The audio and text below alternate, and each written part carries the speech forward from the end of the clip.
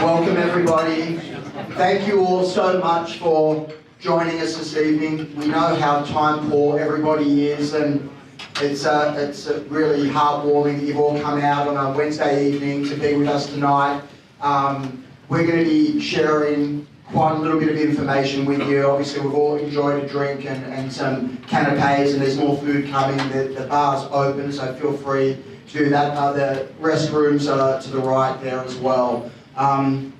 So I also want to thank our wonderful team. They've been working extremely hard. Real estate's been a little bit more challenging this year, and they're working overtime tonight, and we thank you, our wonderful team, and they're all looking forward to connecting with all of our valued clients, all of you, so feel free to have a chat to them at any time.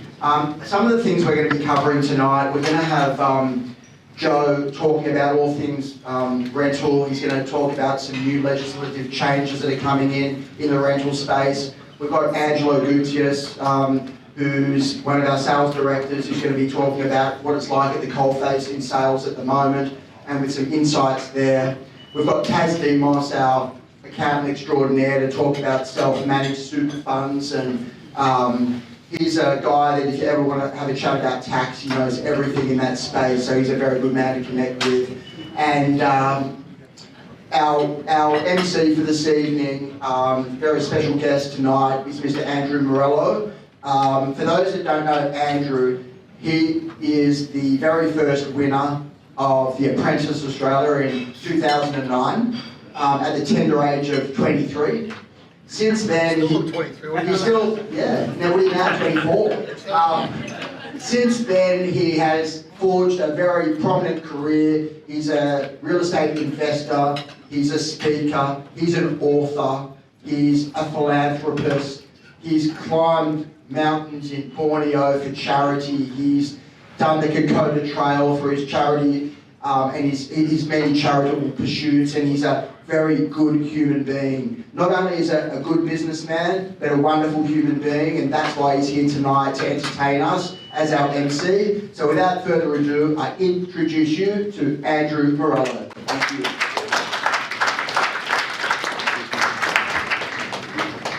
Pretty much done my speech for me. Thank you very much for that. Really appreciate that, mate.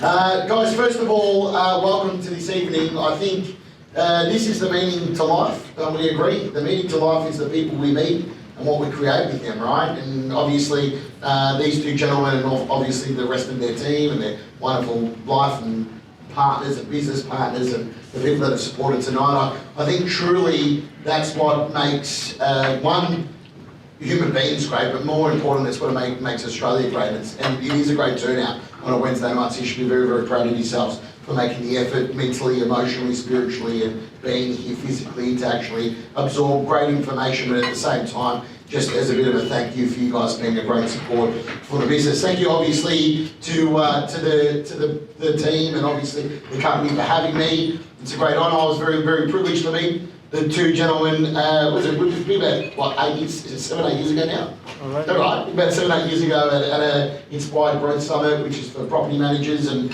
I think we connected straight away. And probably you can tell, like, we'll cut from the same cloth, I think I told them. So it's certainly a great honour and a privilege to come down here and be a part of it. Even though I had to bring my passport to get across the Spit Bridge. They didn't want to let me in. They're like, we don't let people in from that side of the bridge, but I got here, which is fantastic. Look, I'm not going to go into, we do have a bit of quite an impactful night, and tonight is all about you guys as well, so there's going to be opportunities for you guys to ask questions, there's going to be opportunities for you guys to interact with the speakers too. My job as a facilitator initially will be to bring the plethora of amazing speakers that have got great advice for you, and certainly tonight's all about just giving you lots of information, giving you lots of value, so that way you can make better decisions going into the market and the changes that we've had. Obviously coming off the back of COVID and now going into a slightly, what I like to call an evolving economic period that we're going through, I think that's the smart move. I think the good operators, and I've been very blessed and privileged to have had mentors like the likes of John McGrath and Mark Burris and Jerry Harvey, and if you look at those people that are doing very, very well in life, they're all doing what you're doing now, which is being proactive and actually getting out there and absorbing great information so you can make better decisions. So a big round of applause for you guys, first of all. to talk about. So obviously, initially to get us off the ranks, we do have the great man, Mr. Joe Lima, licensed estate agent since 1995, 23 years of experience, over 1,000 properties, overseeing a team. Ladies and gentlemen, I think the number of the team are at the back there. But I think both of these gentlemen embody what real estate is all about. And, you know, it was interesting. I did catch up with Mark Brewer something recently, and he reminded me, because you'll see in my little presentation later, I talk about property, but I also talk about my life, because I think it's important to understand that as things happen in life, good, bad or ugly, they all happen for a reason. And we live in the greatest country in the world, the land of opportunity that is Australia. And I think the number one thing you should hang your hat on is your reputation. And the company Doyle Spillane, and also the people that represented, including these gentlemen up here and also the team around them, certainly have a great reputation. Otherwise I wouldn't be here. That's the actual truth of it. So I'm a big believer. These gentlemen and the team that are going to be speaking tonight, please give them the time of day. If you've got any questions, they are going to hang around later on. We're going to do a bit of a Q&A if need be, but otherwise they're going to hang around afterwards and have a couple of drinks with you and some food and have a bit of a chat and see if there's anything that you need help with. So ladies and gentlemen, without further ado, I'd like to bring up the great man, Mr. Joe Lima.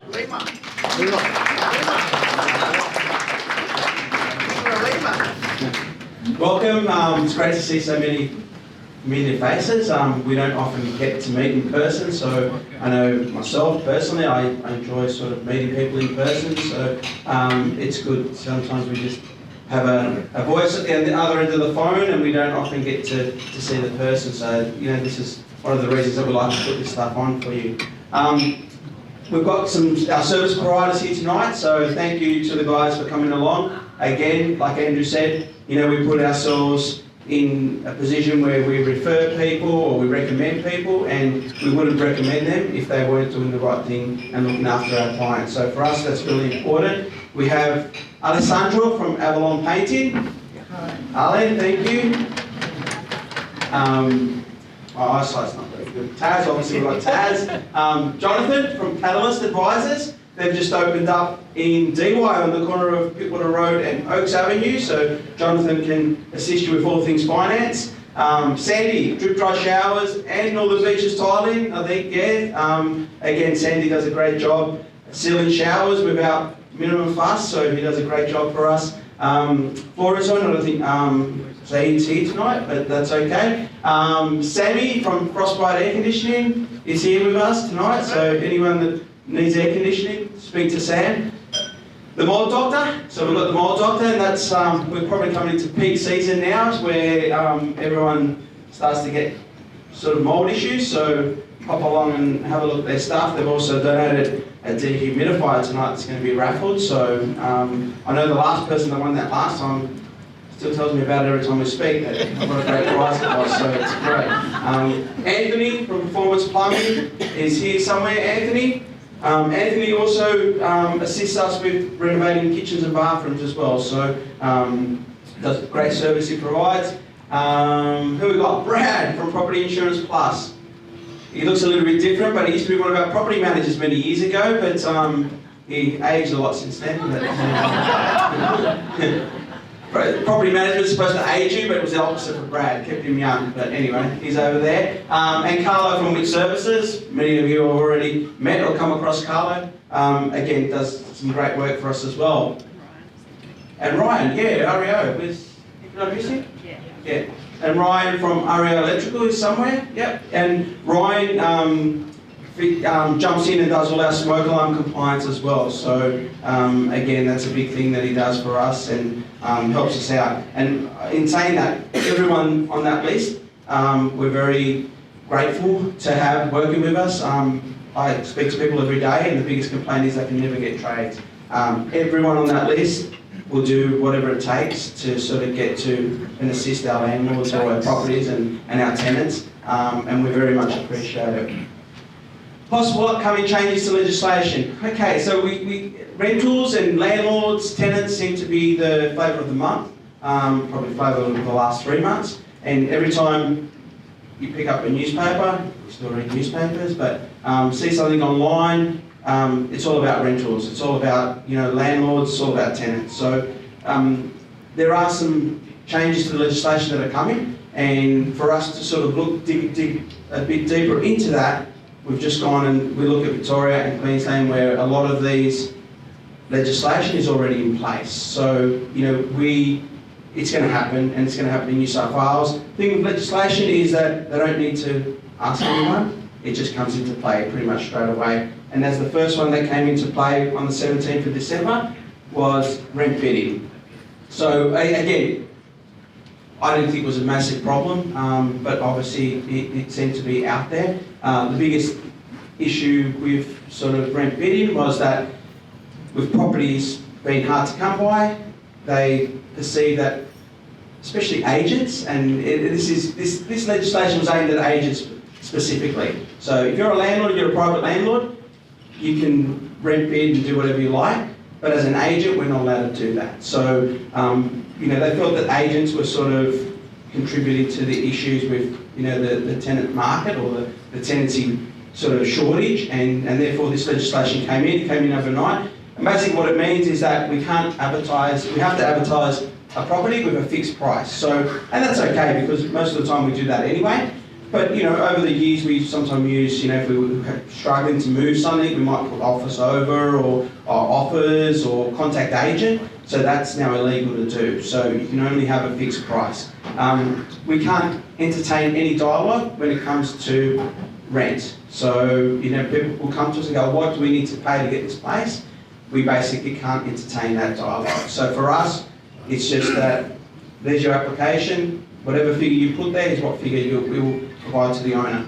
The other thing is that we also can't go back and forth. So if the owner says, I want $10 more, we can't go back and ask that question. So it is what it is. But look, for us, that's never been a massive problem because I think most of our landlords know that as long as we're around the rent that we perceive is a fair market rent, then most of our landlords are happy with that. Yes, people will come and offer more.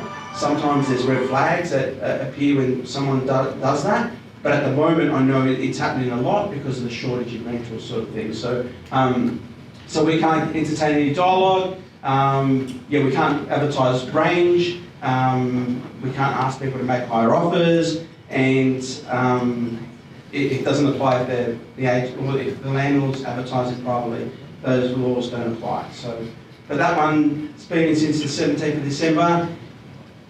Hasn't really been an issue for us, and I guess I can't see it being a major issue moving forward. So I think a lot of these legislations, when they're first spoken about, everyone sort of panics and thinks, oh wow, how are we going to get through this? But it's the same as the last time we had, our last investor night was in 2020, just before COVID, and there was a whole list of new legislation came out and we thought, wow, how are we going to navigate through this?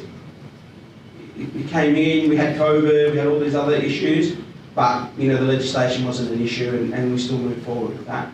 The purpose of the changes are that the rental vacancy rates are dropping and rents increasing, and there have been reports that tenants have been urged by real estate agents to offer higher rental amounts to secure a property.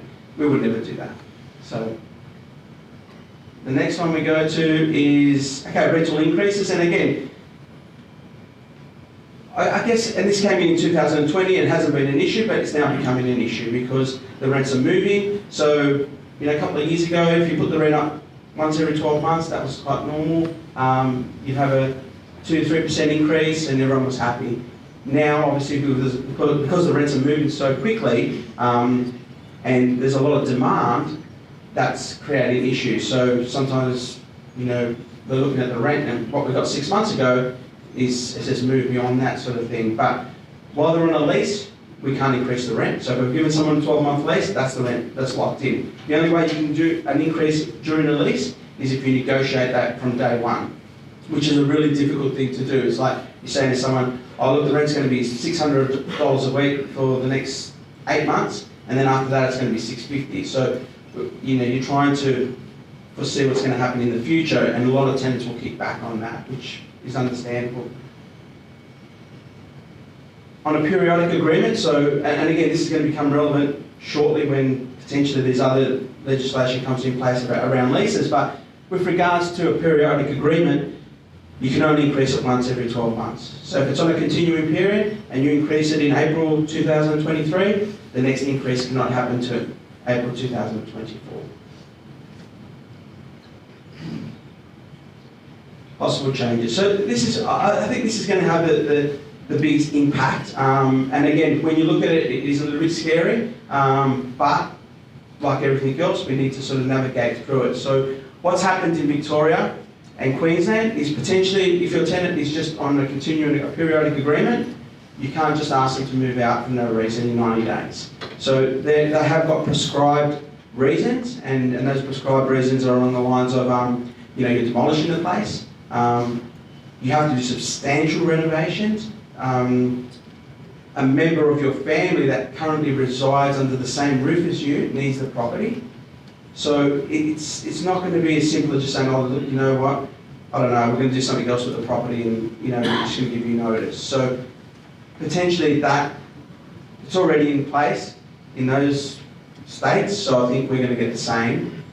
There are slight tweaks to the Queensland one and the Victorian one, but I think that's potentially what we're going to have. And I noticed that, obviously I don't know if we can do much about it, with both major parties in the election this weekend have got their catch clause or something to do with rentals, not giving tenants notice, rent capping, rent bidding and all that sort of stuff. So again, I think they're both jumping on the bandwagon there. But potentially what will happen is, what you can do in Victoria is that, well, in Victoria you can't, but in Queensland you can. If you give a tenant a 12-month lease, you can give them notice to move out at the end of that 12-month. And it's just the end of fixed term. So you can do that in Queensland. You can do that to some extent in Victoria, but you still need to have a prescribed reason. So the biggest thing that I'm looking at this and saying, okay, well, what happens here? Having a tenant on a lease is going to be crucial. So the days are gone where you're just going to let a lease run just on a continuing basis, because, and not, look, some people may not need the property back, it's just going to be a long-term rental, and that's okay. But you can still sell it. Like, one of the prescribed reasons is selling it, renovating substantially, you have a family member that needs it.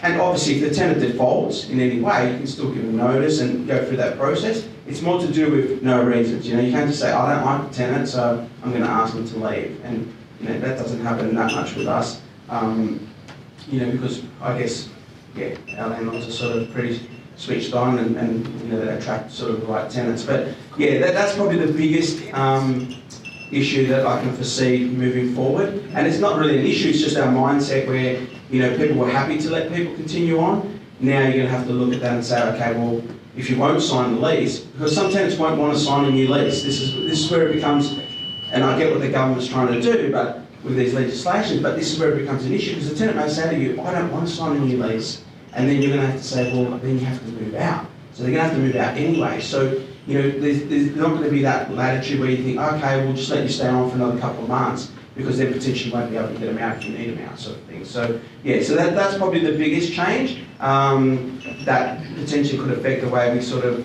do business moving forward. Pets is a big thing as well. Look, it's still, as a landlord can still say no to pets in New South Wales. In Queensland and Victoria, you can't. So the strata can't say no anymore. So, years ago the strata used to say, oh, no pets, and we'd say, okay, no pets allowed. Now the strata can't even say that. They can't refuse a tenant from having a pet or an owner from having a pet. So if you buy a property, you can't be told that you're not allowed to have a pet by the strata. They can't refuse you. But as a landlord, you can say, no, I don't want pets at the moment. So, that's everyone's prerogative. Look, we love pets. I've got 2 little dogs that do my head in, but it's all right. But again, it's just different. Like, there's a lot of different issues that come in. It's not just repairs. It's barking, it's noise, potentially. If your neighbour's getting upset about a dog barking, that can potentially come back on you as a landlord if your tenant's pet is not controlled, sort of thing. So there's different issues that come with it. But at the moment, we can still say no to pets. Or our landlords can still say no to pets, even though strata can't. And again, we probably get 10 calls a week where people say, oh, you're not allowed to say that, but because they perceive that the legislation has changed. It has for strata, but not for agents, or not for landlords, yeah. But again, in Queensland and Victoria, you can't say that anymore. In Victoria, I think it is, in Victoria, if the tenant has no pet when they move in, but then get a pet, you can actually stop that. So if you've said no, they didn't have a pet when they started, and they get a pet when they move in, you can actually say no. In Queensland, you can't. You've got 14 days to respond, and if you don't respond, it's just automatically the pet moves in, sort of thing. So that's a couple of little tweaks there for us that potentially could come up. Look, the other stuff at the moment, we went through this in 2020 where compliance was a big thing, minimum standard was a big thing, but again, you freak out when you sort of read the fine print, but then in reality, in the workings of it all, most properties are going to meet minimum standards. If they don't, well, we were not managing it. In Victoria and Queensland, I think now they have compulsory annual gas checks and electrical safety checks. So, like we have Ryan who goes and does the smoke alarm checks every year, and again, that still is an issue for us because most of the properties we manage are apartments, and Strata do these compliance checks on smoke alarms. But what Strata do does not cover a landlord as part of the rental legislation. So I went to a property today and sure enough, there was no smoke alarm. I said to the lady, it was an elderly lady who had to move out because she had a stroke and actually had to knock down the door to get her out because I couldn't get in. But there's no smoke alarm in there. And yet Strata's probably going there every year saying there's a smoke alarm, but there's no smoke alarm there. So things like that.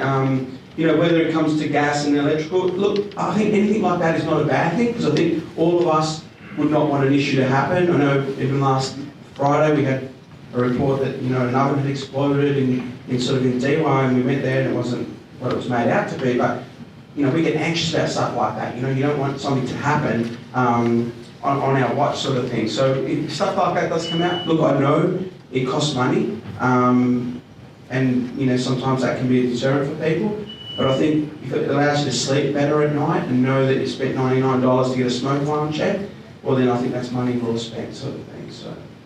But that's the majority of it at the moment. Potentially could change all the time, but I think things that they bring in sometimes have a good effect. And the most disappointing thing at the moment is that I feel that our landlords are carrying the weight of interest rate rises and legislation pushes, and we seem to be at the forefront of everything bad that's happening. With the housing, I think our landlords do the government's job by providing housing, and that should be rewarded in some way, whether it's tax cuts or whatever. I don't know, it seems pretty simple for me, but I'm not real smart, so I don't know, there's obviously smarter people at play there, but I think something needs to be done to allow our landlords and investors to get into the market and provide more accommodation. But I'll be here all night, so if you have any questions around any of that information, we've also got our property management team all here and happy to take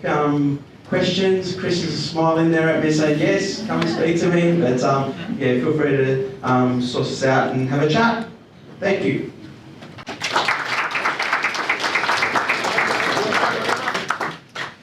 You can just tell it like a property manager that's just passionate about property management. Can you just tell that? We get another big round of applause. I think,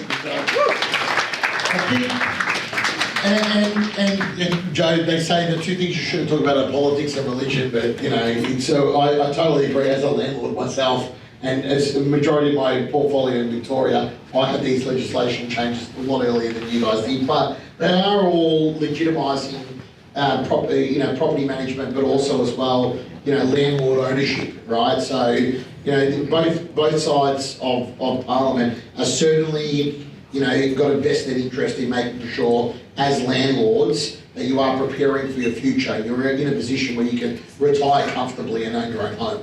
They're the two mandates that are actually there by both of the political parties. So, obviously, property investment and owning properties that are through property management. And Joe made a very valid point. When you've got a great property manager, these problems very rarely come up. Very rarely come up. Obviously, I've been around the property industry. Literally, our family came on a boat in 1956 and got into the property industry, and I've been around actual real estate, done over 1,000 transactions myself, and our family have got a big property management business down in Melbourne.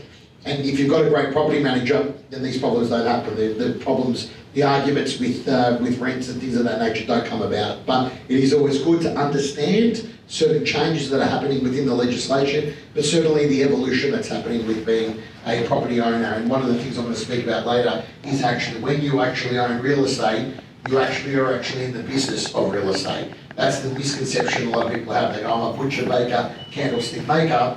But it's very, very important to understand that you're actually in the business of real estate and understanding the changes that happen when you own a business, which is owning investment property. So well done, Joe. Ladies and gentlemen, next up we've got Angelo and Matt. They're going to give the market, sales, investor update. Ladies and gentlemen, we all want to know what's happening. Who wants to know what's happening in the market right now? Who wants to know? That's what they all came for. Came for you two, Joe. I'm sorry, I apologize. I came for these two. Ladies and gentlemen, we've got two absolute superstars when it comes to understanding market knowledge. Both very renowned without the local community and certainly top performers in their industry. Ladies and gentlemen, big round of applause for Matt and Angelo. Thank you, Andrew. Thank you very much. So the question we always get asked is, how is the market? Well, we actually had COVID and we had probably a 30... How's the market? Oh, the market, thanks for asking. So the market's been up and down. So it went up substantially during COVID, as we all know. And on the Northern Beaches, we were one of the most highest performing regions. It seemed like everyone wanted to come to the beaches because of its beauty, because of the fact that people didn't have to travel into the city every day to go to work. They wanted lifestyle, they wanted a bigger block of land, they wanted views, they wanted the sea breezes and the sun and the vibrancy that comes from being on the Northern Beaches. And with that, during that very strange time, the market did go up approximately between 30 and 35%, making the Northern Beaches the most highest performing region in the whole of Greater Sydney. And obviously from May this year, we've had 10 interest rate rises on the trot. And with that, that's put a little bit of fear into the market. Confidence has come down a little bit, as it should. Borrowing capacity of buyers has obviously diminished. And instead of buyers during the COVID periods being worried about missing out and then putting their hand up at auctions and spending to get the right lifestyle opportunity, what's started to happen is people are becoming a little bit more fearful, not fearful, but a little bit more nervous. They're listening to the media that's talking the market down a little bit. And what's happening is with the 10 interest rate rises, instead of fear of missing out, people are a bit fearful of paying too much. Having that said, with a 30 to 35% rise in the market during the COVID years, the market's probably come back 15% of that. So we are still ahead, and the beaches is still a very, very popular place and is still performing quite well. What we do have to consider though, when we are putting our properties on the market, if we choose to, whether it be an investment property or it being your own principal place of residence, is we're very big at the moment on presenting the properties beautifully. We've got Vanessa from Stylist here that does a wonderful job with her styling, and she'd be happy to speak to anyone about that. So we believe presentation is key. Marketing is very important as well. Having a skillful negotiator is extremely important at the moment, whether you go down the road of an auction or a private treaty. It's about trying to maximise the opportunities for the owner. And at the moment, even though there's a little bit of trepidation, a little bit of nervousness, we're still finding if you price a property well, market it well, present it well, and you have very good, clear energy and focus on the end goal, that results are still quite good. Our office has sold in the last couple of months a good 20 properties. Some of them haven't been frequented by 10 and 15 registrations at the auctions like they were, but we're still managing to get 1, 2 or 3 key buyers and either structuring deals at auction or before auction. So is it a good time to sell at the moment? Well, if you're looking at selling in the next year or so, we're not anticipating the market to go up greatly in the near future, but we're also feeling that we're coming to the end of the real estate increase cycle, and with that we're feeling like we're maybe getting towards the bottom of the market, because we don't feel like there's going to be a lot of interest rate rises. We're not economic predictors, and I certainly didn't predict the market to go up 30 or 35% during COVID, and I'm certainly not predicting it to go down or up too much now. But if I was a betting man, my prediction is it's going to be stable, normal, supply and demand, equilibrium is going to be okay, and it's going to be a fair and reasonable time. If you're a seller and you've got a compelling reason to do it, it's not a bad time. And if you're a buyer, should you buy now or should you wait? I'm going to pass on to Angelo for that. What are your thoughts if you're a buyer at the moment, Angelo? Should you buy or should you wait? Is the market going to get lower? Is it going to go up? What are your thoughts? Look, I think the overall is to look at the last 7 years of how the property market has travelled. And even at the moment, with what's happened in the last 2 years, where the market has gone up that 30-odd% and pulled back that 15%, as long as you're not looking at, and property's not meant to be where you could, I guess, buy and look at maybe, okay, what am I going to get tomorrow? It is, we like to look at it as a long-term gain. And if you do hold property long-term, it's generally been pretty good. Now, in regards to when is the time to buy, I'm finding, and we have noticed, and the market changes so quickly to the stage where even at open homes, every week we're noticing numbers sometimes, whether it's they're dropping and we're not getting the attendances through. If a property's priced right, we are getting at the moment a lot of people through. I think just alone today, we just even had a chat in our office where we had in excess of 15 to 20 people through every single one of our properties today, where we normally don't see that on a Wednesday for a while. So answering to Matt's question, what Matt was saying, I'm feeling like buyers are finding that it's coming to the end of the market where it's going to start picking up a little bit at the moment. And the good properties, we're finding people are paying that a little bit more because there's more competition out there. So things are going for a lot more than what we're experiencing. So I would be jumping in at the moment. If the bank's lending you money at the moment and you can borrow, I think the time is to at least start investing.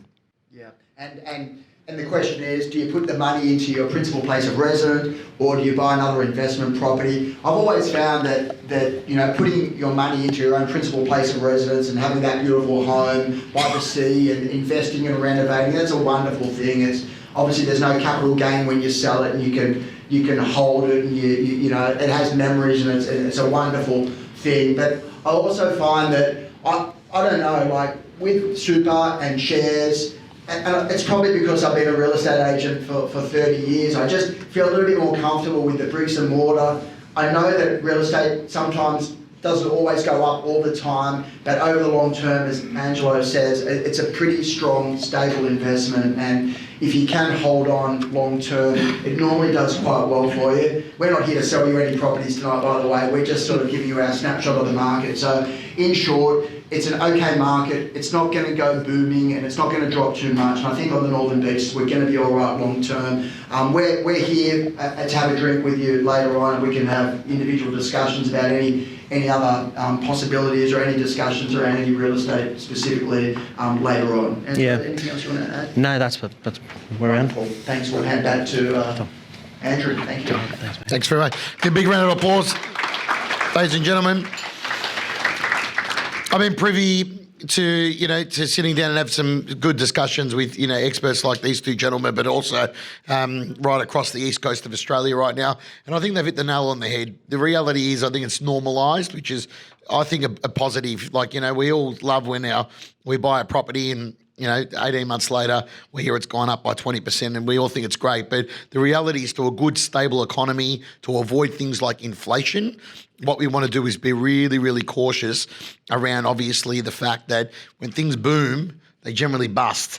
So, bull and bear markets, right? And so the biggest thing that's probably keeping up the Australian economy right now is there's a lack of stock. So I'm sure you gentlemen are seeing, like we're seeing in the Melbourne market as well, and also in the Queensland market, in good areas like the Northern Beaches. Like, the reality is, this is what we call a blue chip recession-proof area that you guys are in. Like, you're not buying speculative stuff, keeping away from, obviously, and I'm not here to deter anyone from any particular investment ideas, but staying away from things like mining, and staying away from areas that are predicated their boom based on a particular infrastructure change. Like, the reality is, good, solid, quality blue chip investments like on the Northern Beaches will always do well. It's a medium to long-term strategy. If you're buying real estate for the short to medium term, you probably should go to the casino instead. That's the reality.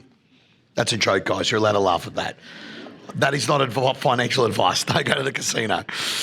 All right, ladies and gentlemen, we're very, very blessed tonight and lucky to have a specialist here, certainly from the accounting background. The great man, Mr. Tas Dimos. He's from BDH Leaders accounting firm. They're experts in not just tax and self-managed super funds as well. So just so you understand the difference between sort of super and self-managed super funds, I know Matt mentioned before, he doesn't necessarily like super. As soon as the guy's about to talk about self-managed super funds, there is a fundamental difference between putting your money in a direct super account versus a self-managed super fund as well. I have property in my self-managed super fund. My self-managed super fund is actually called Morello's Living the Dream Super Fund, by the way. It legitimately is. That's what I know. You get to name it whatever you want, so I had to have a bit of fun with it. So it's my Morello's Living the Dream Super Fund. Also, for those of you in the room that are business property developers as well.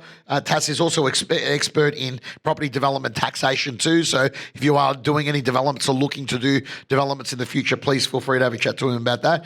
And then last but not least, if you're a business owner too, their firms certainly are experts in that too. Ladies and gentlemen, to talk us through the accounting side of property and certainly the best way to structure things and the best way to get the best advice, can we get a big round of applause for Tas Dimos, ladies and gentlemen? Thank you, Andrew. That was a pretty big wrap. So I better give you guys what these guys have promised I'd deliver. I just wanted to talk to you guys broadly about superannuation and borrowing through your superannuation fund and how it works and try to keep it as simple as I possibly can. We're a bunch of accountants. We're located in Sydney. Whilst we do accounting, we do other stuff as well. And we try to, like I said, keep things simple. So the test of that is going to be my presentation. Before we talk about borrowing through your superannuation fund to buy a property, the question is, should you set up a self-managed super fund? Okay?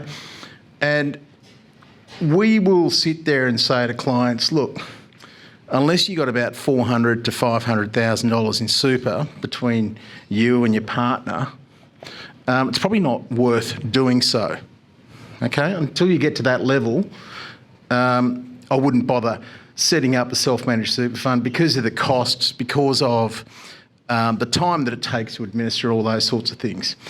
If you can, and what I've got to also mention about a self-managed super fund, you can have up to 4 people in that superannuation fund, okay? So you might want to pull it with your in-laws or, I mean, I've got my self-managed super fund and I have that pulled with my sister and my brother-in-law, so there's 4 of us in that. And that allows us to obviously access, and we do have property through there, better properties and have greater deposits to do what we want to do. So the advantages are having a self-managed super fund. You have control and flexibility over what you want to do in your super fund. Now, if you've got a significant amount of money in your super fund, it can be cheaper to actually have it and manage it yourself.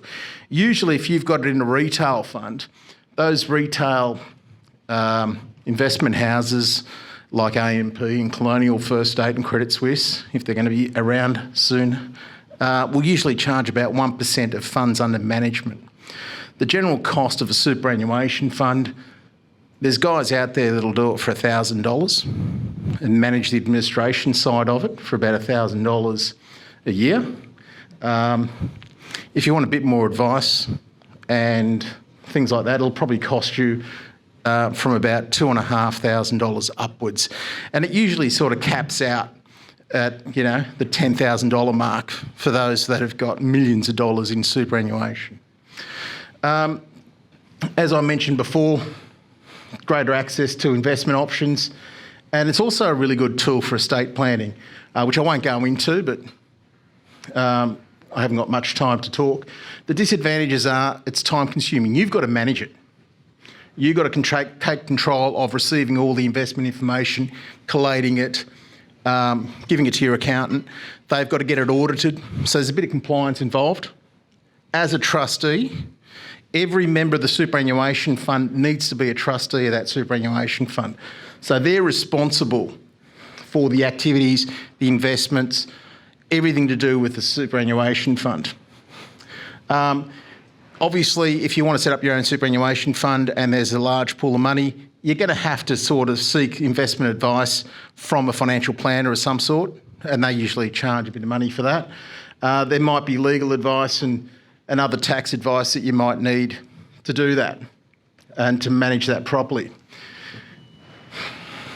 Borrowing through a self-managed super fund. The reason why you would borrow borrow through a self-managed super fund is to leverage, obviously. And over a period of time, it's all about building up the value of what you have in your superannuation fund so you can retire comfortably. And borrowing allows you to do that, allows you to leverage up. Instead of buying a $400,000 asset, you can now go and buy $1 million asset and pay that back over a period of time. You're not limited to just borrowing for, say, a residential property, a unit. You can buy farmland, you can buy land, you can land bank a development site. You cannot develop through a superannuation fund, but it allows you to do that sort of stuff. You can buy your factory, your office suite through it, and we'll talk about that in a second. The lender who lends you the money doesn't have to be a financial institution. There are rules around what they must charge, and it's got to be commercial. And obviously, whatever money you contribute into the superannuation fund, part of your SGC or the contributions that you make to your super fund, can go towards paying off that loan and that property. To buy a property, you must satisfy some rules when buying a property through a self-managed super fund. The sole purpose test must be met, and that sole purpose test not only revolves around and relates to a property, but every investment that you undertake through a self-managed super fund, the sole purpose of it must be for your retirement. Okay? You can't buy a property from a related party, so you can't buy a property from your brother or your sister or a family member. You can't have a family member live in that property, and it can't be rented to a family member. I have a lot of clients that say to me, "Oh, can I buy a holiday house through my self-managed super fund?" The answer is yes, you can, but you can't go using it, nor can your family members go using it. The exception to that rule is commercial properties, office suites, industrial suites, things like that. You can lease it. So you run your business and you want to buy an office suite for it, you can do that. You can borrow through your super fund to do that. And if, for example, I've done a lot of restructuring with clients where they personally own, I've got one client at the moment, she runs a business in Stanmore, she owns a property in her own name. I'm restructuring that, it's a commercial property, so that she can buy it through her super fund. But what we need to do in circumstances like that is obviously get it done, get a commercial valuation done, and always do things at market rates, okay? So we need to be able to prove to the tax office, if they come looking, that, you know what, we're doing this at an arm's length. How does this work? I'll just talk you through it very quickly. So what we have, if we need to set up a self-managed super fund, this is the components that we sort of set up. Okay? We want to go to the bank and we've identified a property. What we do is go to a financial institution and we say we want to borrow X amount of money, and that financial institution gives it to us. Okay? We acquire the property, but we must do so under a separate trustee or a custodian, and there must be a bare trust between them. These are all legal things that, again, going back to a slide that I had a few before, to set this up, you really need to sort of get some advice and make sure it's done properly. Because if you don't buy the property in the right name, it's going to take a lot to unwind it, and it's going to be quite costly to do it properly. Okay? So you must seek advice in doing this. And obviously, when you're talking about trustees, custodians, bare trusts, this costs money to set up. Okay? Something like this wouldn't cost you less than about $4,000 or $5,000 to do. Okay? So you really need to think about it. You need to make sure that this is right for you. Can I get the next slide, please? So as I said, higher costs. One thing I will say about these loans too, at the moment, mortgage rates for a residential property sit probably between, 5.5%. Jonathan can talk to us about that. These loans, you can't go into ANZ, the Commonwealth Bank, and get these loans. They don't really want, the majors don't really want to do these sorts of loans. There's a few players out there, and they're charging about 7 to 7.5%. Correct me if I'm wrong, Jonathan. Oh, there you go, 5.99. Who was that? Latrobe. Yeah. So you've got to be careful too in doing your numbers and your metrics that you take into consideration the fact that some of these loans can be more costly. Obviously, you need to make sure that the rent, your contributions into the superannuation fund are able to pay off the repayments and make it all work. In the event of someone's death or disability, what happens? Have you got a provision? Have you got life insurance for people in the superannuation fund? These are all things that you need to talk to your advisor about to make sure that this can work. And obviously, one major thing that you cannot do, you can't buy a rundown property, borrow against it, and then go and fix it up.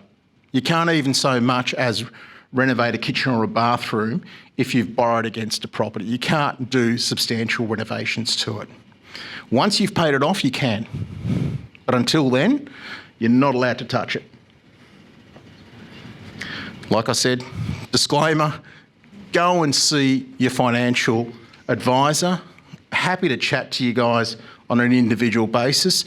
There's a lot to this, so it's really important that you get it right. And don't stuff it up at the outset. But it is a very, it's a really great structure to build some wealth. And yeah, I don't know if we want to do questions now or leave it till later. Do you want to do any questions now?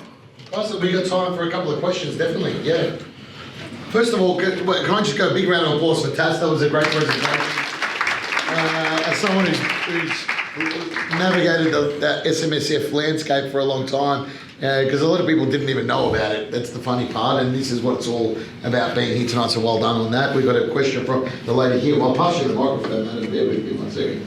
We'll get that from the camera as well. Feel free to stand up if you want. Really interesting, thank you. Hi, people. I was just wondering, you said it's not really worth doing unless you got between you for 400 to 500,000. But what if you're an individual? What if you're single? Do you think that's still It depends on how much you have. You can do it as an individual, absolutely.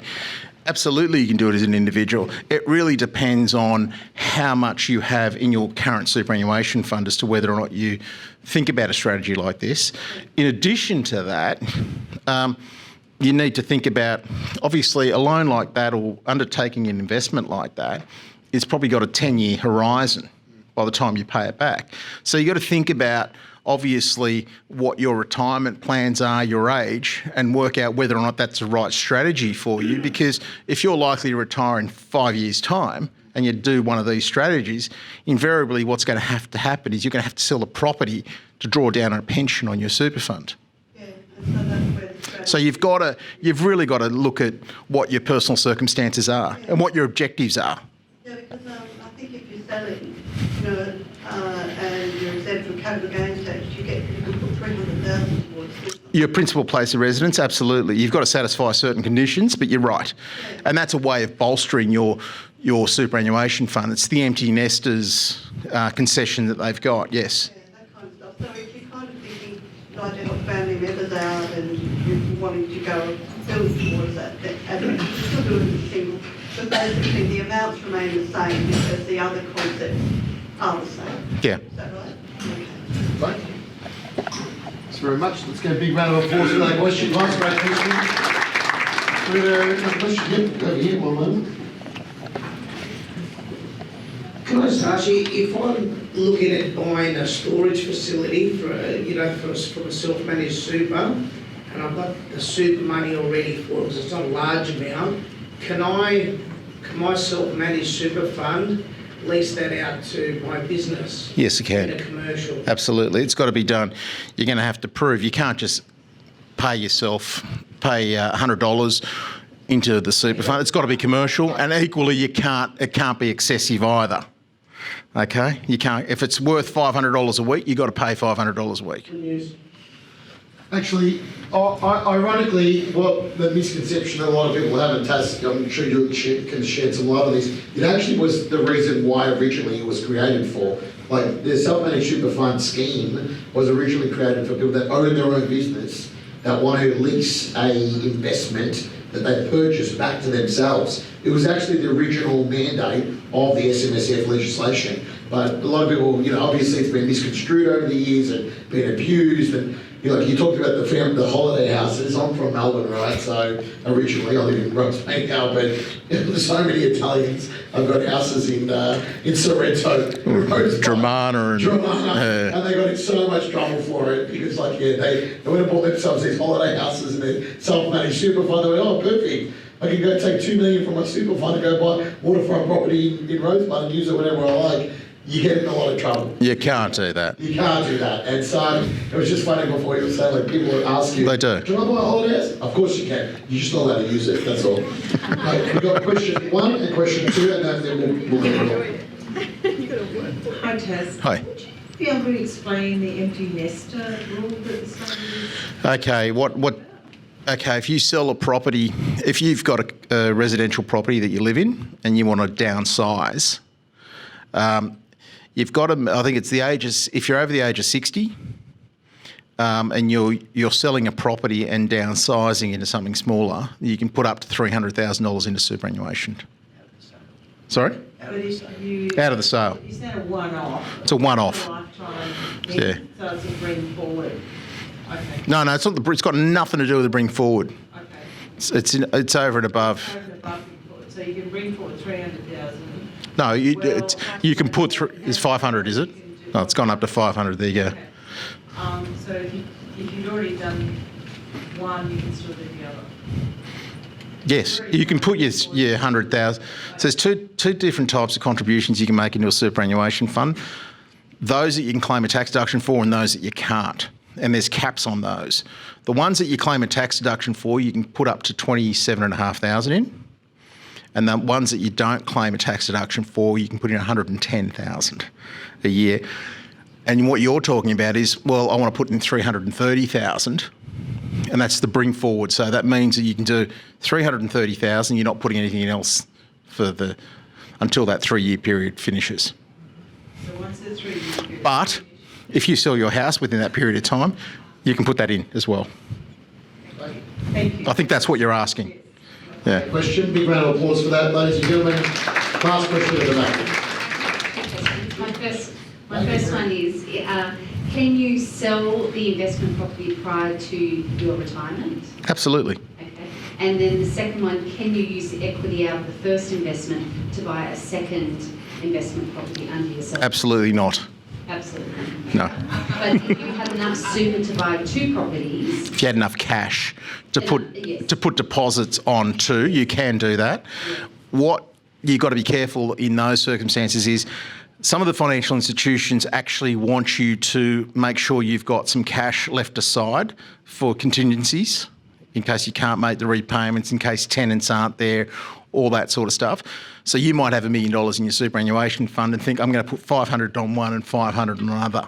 You've got to pay the stamp duty, the legals. And like I said, some of these guys want you to have a bit of a buffer in your super fund to be able to make contingencies if and when they do arise. Okay? Thank you. Ladies and gentlemen, can we give a big round of applause for Taz? You're going to stick around here after the show? Sure. Wonderful, fantastic. Yeah, it's a show. This is a show. And you don't realise. Guys, who's getting some good information for tonight? Put up your hand.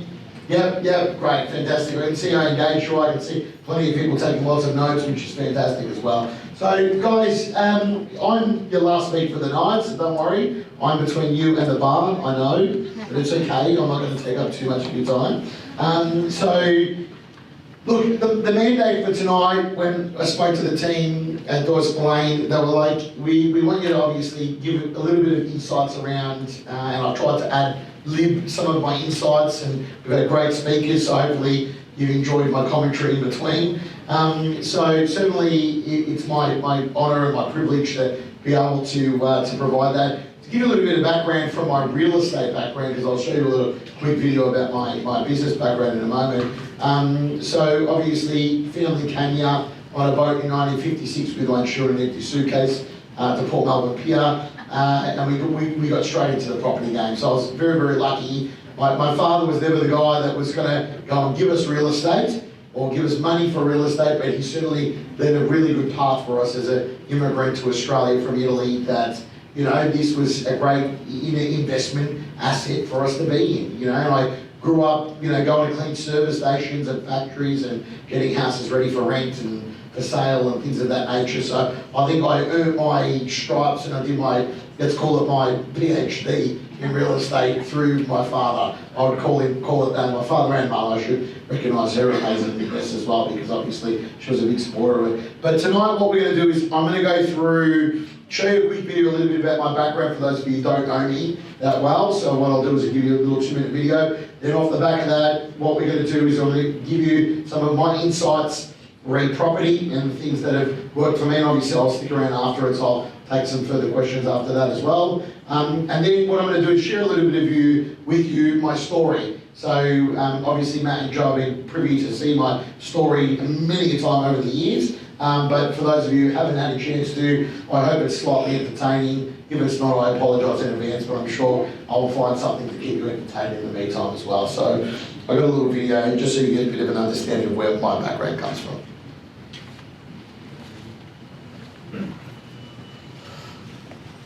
What if I told you that together we could change the world and your dreams, our dreams, could become a reality? What I'm very passionate about is becoming a world-class entrepreneur. Where that entrepreneurial mindset comes from is growing up in small business and around entrepreneurs, taking the driven mindset that an entrepreneur needs to have and implementing that into a larger organisation to provide a world-class experience at an entrepreneurial level. In 2009, I had the amazing privilege of participating in the first ever Australian Apprentice. Out of thousands of applicants, I made the top 12, and then I went on and ended up winning the first Australian Apprentice with Mark Burris. Andrew, of course, won the first Apprentice in 2009, I think the very first one, the only non-celebrity apprentice, but he becomes a celebrity. He understands property markets not only instinctively, but intrinsically.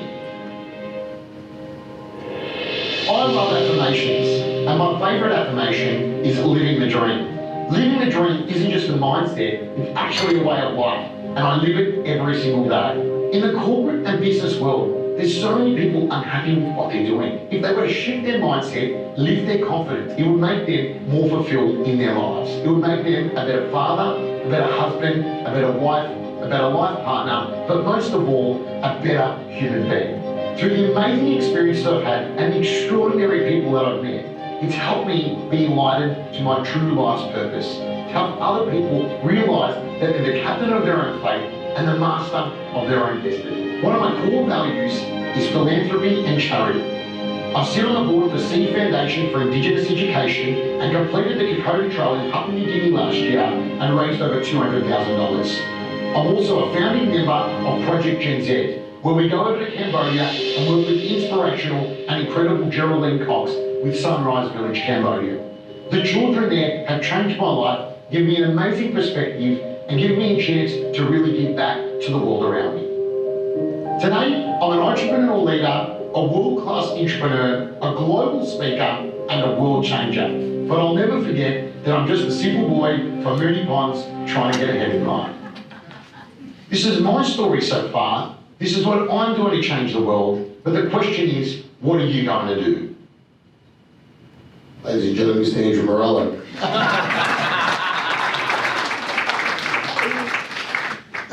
So that's the 2-minute version of my life. I still have that sailor hat if anyone's asking. Yeah, there we go.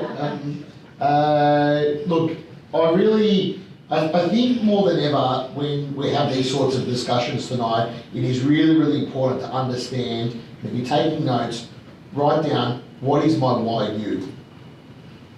And before I finish tonight, and if I forget, Maddie, please remind me to share with you my why you. I've shared it with you a number of times, but what is your why you? And I'm going to share it with you at the end of the night before I finish up. I think whenever you're making decisions, whether it's in your self-managed super fund or to buy investment properties or to sell the family home and downsize and put money into your super, I think it's really, really important to understand why we do things, right? Like I think, actually having the more deep, discussion with ourselves or with our wife or our husband or our partner or us as individuals is really, really crucial and important. One of the biggest challenges I see with Australians is that we haven't seen two things. We haven't seen a Great War and we haven't seen a Great Depression. Do you agree? So the problem with that, I'm sure some of you have in the room, I apologise, I'm sure some of you may have, but the problem with that is the Great War we have now is a spiritual war. It's a conundrum that we have with ourselves, an argument that we're having with ourselves constantly. We've got these beautiful children that we've given birth to and raised, and we're worried, correct, is you're given a little, they've never seen anything like that, so they have no perspective on life. I've been very, very privileged and lucky. I've gone and rescued children from child prostitution, begging circles in Cambodia. Where kids where families have 5 children, 4 boys and 1 girl, and they sell the daughter off so they can have enough money to feed the 4 boys, because that's their superannuation fund. That's the superannuation fund in a place like Cambodia. I've been to Smoky Mountain in the Philippines, where there's 1 million people living in slums. Same problem, right? And it's like most Australians, especially, I'm not being rude, I live in the eastern suburbs, so I'm not saying I'm any different to you guys, but the reality is, especially when you live in the northern beaches of the eastern suburbs, we're very insulated, aren't we? And especially our children are very insulated. And there's a real opportunity to understand why are we sitting down and having a chat about real estate? Why are we having a chat around our future? Why are we looking at investing into real estate? Why are we looking at selling one of our investment properties? The reason why you're doing that is far greater than dollars and cents. Put it in if you agree. Far greater if you agree. I reckon I want like ear to elbow if you agree. Ear to elbow. Because the reality is, you wouldn't be here on your Wednesday night. Listen, thank you, madam. Hands up. I like you even better now. But the reality is, you wouldn't be here if you didn't actually believe in actually planning for your future and actually providing for the future for your family. Right? That's a beautiful thing that you're doing. So what have I got? I've got a couple little extra little Morello tips. I think the guys tonight have done an amazing job. I don't think you need too much more from me, so I won't bore you with too much detail. And I'll get to more of the, I call it edutaining stuff. It's education and entertainment. Guys, that's a joke. I'm really struggling to get a bit of a laugh out of you guys. I'm generally quite funny, guys. I'm generally quite funny. So first up, knowing your lending parameters, right? So I don't know what your name is, but everybody seems to be pointing you when they talk about lending. What's your name? Jonathan, fantastic. I've got a friend of mine as well at the front here who's from my state bank and also used to be a broker for Yellow Brick Road. Make sure you go and, you're a broker? Yeah, make sure you speak to a broker. The banks are great and they underpin the, they're not great actually, let's be honest. Like it's, I'm lying there, right? So they're not great, it's being filmed, I'm trying to be politically correct here. I'm friends with half the senior executives, so, but the reality is, speak to a broker, they will find you the right deal for you, right? So I didn't even know that Latrobe's doing 5.99 on SMSF, so thank you, there we go. So he's let me know. So I think the brokers definitely have a bit of insight. And I think step one for you, if tonight has piqued any interest at all, write down on your notes there, know your lending parameters, know what you can and can't do. There are some real good opportunities for principal place of residences right now, like getting some really good terms and some really good fixed rates in for principal place of residences. So obviously the banks have become less excited about investment as they used to, but there are a number of second tier and third tier lenders that are actually become quite competitive. And this is the market generally for them where they're trying to take market share. So take advantage of that, right? Take advantage of Latrobe being one of them, trying to obviously steal the SMSF market off Westpac and so forth. Can I jump in and say one thing? Please. The biggest part, especially for investors, at the moment, when you're going to a major bank, Maybe stand up so everyone can hear. when you're going to a major bank for borrowing capacity, they're adding 3% to your actual payment. Yep. Where you've got your second tier lenders or non-bank lenders, and they're assessing your existing debt at actual payment. So there could be borrowing capacity different between $200,000 to $1 million, depending on your existing debt. So it just definitely helps to not just go to your bank. Fantastic, great advice there, right? Great advice, number one. Number two, yeah, like go and speak to someone. It doesn't cost anything to go speak to a broker, right? So you've got $0 to go speak to a broker. Just go pick their brain. I'm sure you'd have to have a coffee with anyone in the room. Like you know, Blake, I'm sure has a coffee with anyone in the room. Like the reality is, like, just speak to the broker. Like my broker, I speak to literally all the time. Literally all the like. I'm just like, can I get any more money? He's like, no. I'm like, okay, I'll call you next week. So like the reality is, just always understand your lending parameters, and especially if you are looking at diversifying your portfolio between your principal place. So the three that you want to write down if you're taking notes, so obviously looking at your existing facility for your principal place of residence, looking at your facility for your investment loans, because obviously they have a different serviceability calculator based on your investment loans and your LVR, which is your debt to purchase ratio for those of you who don't have investment properties. So obviously that's important to look at. And then last but not least, look at who's doing something sexy in self-managed super funds. And if it's Latrobe right now, like have a look at it. Like it might be, it's not for everybody. And I'm not a financial planner, that's my disclaimer. Like I'm not a financial planner, but I've done well out of the choices that I've made. But I've been very, very blessed and lucky to have some very good advice around me. Right, so there's an interesting story before we go on to the next point. Like, does anyone know the story of Henry Ford got sued? Henry Ford got sued, you know, back in the early 1900s he sued the New York Times for defamation. They wrote this whole article about him that, like, you know, he was, for those, I don't want to ruin it for anyone, but he was actually an anti-Semite, and he wrote some very bad things in publications around the Jewish people, and so he got in trouble for that. And they said he was ignorant and that he was, you know, not a good person. So I'm sorry if you're a Ford person over a Hollywood person. I'm going to build a slightly for you.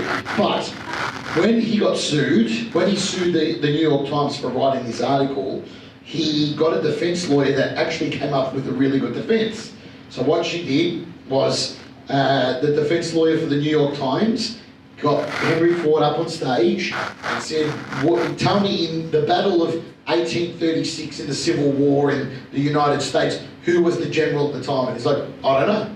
What's the square root of, this is the richest man in the world at the time, the richest man in the world. So it's like putting Elon Musk on trial for defamation. You know, he was suing for someone for defamations. This is the defense lawyer for the New York Times. And they said, tell me, what's the square root of 1,064? I don't know. And asked him a series of 10 questions. The defense lawyer was trying to prove a point. She was trying to prove a point that he was trying to prove a point back then. There was a female defense lawyer that supported him, because we don't want to, you know, not acknowledge the amazing women that were a part of this. So he actually said, well, Your Honour, I've proven to the jury that Henry Ford, the richest man in the world right now, is suing us for defamation, for calling him ignorant and dumb, for the comments he made about Jewish people and about other things in life. And the lawyer turned around and said, I've proven that it is not defamation, because defamation is when you've written something untrue in a publication.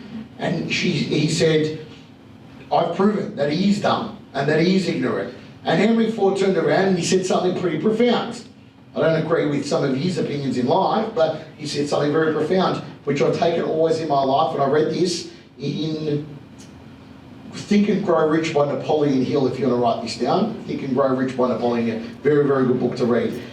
And he said, Your Honour, Your Honour, I am the smartest man in the room. And everybody's shocked in the court, obviously, at this point. What do you mean you're the smartest man in the room? He said, I'm the smartest man in the room because 24/7, 365 days of the year, I can press a button on my desk and somebody's going to come in and answer that question for me. Now, do I agree with all these philosophies in life? No, I do not. But do I agree with that? Yes, I do. I'm a simple boy from Moonee Ponds. My parents came here on a boat with one shoe and an empty suitcase. I'm not the smartest guy in the room. But have I gotten the best advice in the room? 100%. Like I'm blessed to be privileged to be surrounded by some of the smartest people. Tonight you've heard from experts in their field in sales, experts in their field, property management, experts in their field in tax. Like, I look at that and go, well, that's how Andrew Morello got where he's gotten, and that's how Andrew Morello's going to get to where he's going to go. So that is the methodology behind it. So go and speak to your broker, go and ask the questions. It doesn't cost you anything to ask the questions. Put up your hand if you agree. Great, fantastic, beautiful, we're on the same page. Researching a property. So very, very importantly, like obviously, I'm a fan of buying. I only own real estate in the eastern suburbs and in Moonee Ponds. I'm not going to lie to you. Like Moonee Valley, I should say, so northwestern Melbourne, and it's because I know it. I'm not saying there aren't further opportunities.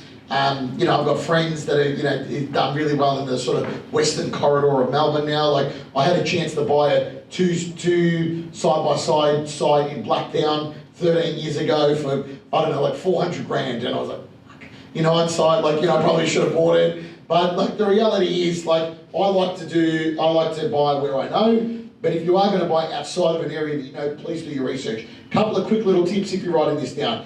Go and make friends with real estate agents. I'm sure you guys would be more than happy to have a coffee with anyone all the time, right? It kills me. I train a lot of real estate agents, so I get paid to go and speak for real estate agents and train them and get paid lots of money to do that. And it kills me how many real estate agents have coffees with other real estate agents. I'm like, they're not giving you a property to sell, bro. Go and have it with Mrs. Bangles up the street that's going to refer you to properties, right? So certainly feel free to go pick a real estate agent's brain. Do your research. The great thing is, write this down. It's an amazing thing. Write this down, this tool. I promise you it's going to change a lot. It's called the internet. Write down the internet, guys. The internet. Pretty much all the information, maybe writing it down. It's typing it's like the internet. So the reality is that you have the internet. All the information that an agent has now, you have. So the agents aren't there to try and swindle you or pull the wool over your eyes. But the reality is the reality, right? Whether you're the landlord, the property owner, or the purchaser, all of the details are there, and you can have a bit of an understanding from that. Next up is understanding the marketplace, right? So there are lots of great opportunities in the market right now. I genuinely believe that. There is a lack of stock in some scenarios. I'm not going to, well, look, you know what? Reality is, I personally wouldn't be buying any sort of brand new apartments right now. I don't know if you guys have any for sale, but no, you don't, great, fantastic.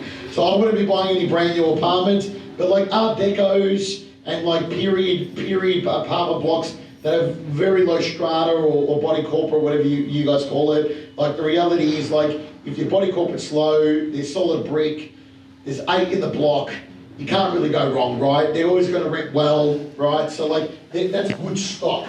Good stock for you to be purchasing and so forth and so forth. But apart from that, and then houses that have land on it. The great thing about the Northern Beaches is a lot of it's established stock. I'm sorry if there's any developers in the room. I'm not recommending to my friends to buy anything brand new off the plan right now. Obviously, who knows what the banks are going to do with the valuers are going to do. I apologise if I've upset anyone. Somebody came to me off once. They're like, you can't say that. I'm like, well, I can. It's my opinion, right? So there we go. So certainly understanding the marketplace that you're in. Next off is understanding the cost of living. So what's your name, mate? Jonathan. So Jonathan and Blake will both tell you right now the banks look at a thing called a serviceability calculator. They're not sexy at all. They're pretty mean, to tell the honest truth. My financial planner told me I was poor the other day. He didn't say I was poor, he said you're broke. He goes, you're rich in assets, but you're broke. I said, what do you mean? He goes, you're the bottom of the food chain, bro. So what does that mean? He goes, well, you're paying for the mother of your child, you're paying for your child and you live in the eastern suburbs. Let me give you the hot tip. You need to be making about 1.6 million a year to actually have half-decent lifestyle these days before tax. So the reality is understanding what your cost of living is and understanding the things that get looked at on a serviceability calculator. E.g. for anyone who's slightly younger in the room, your Uber Eats account. If you're somebody who doesn't cook and you get Uber Eats every night, they will look at that now. And they go, wait a minute, is this person a good person to lend to? Number 2, things like your subscriptions, Paramount, Netflix. Like, it's not even a matter of how expensive it is. What else are you doing?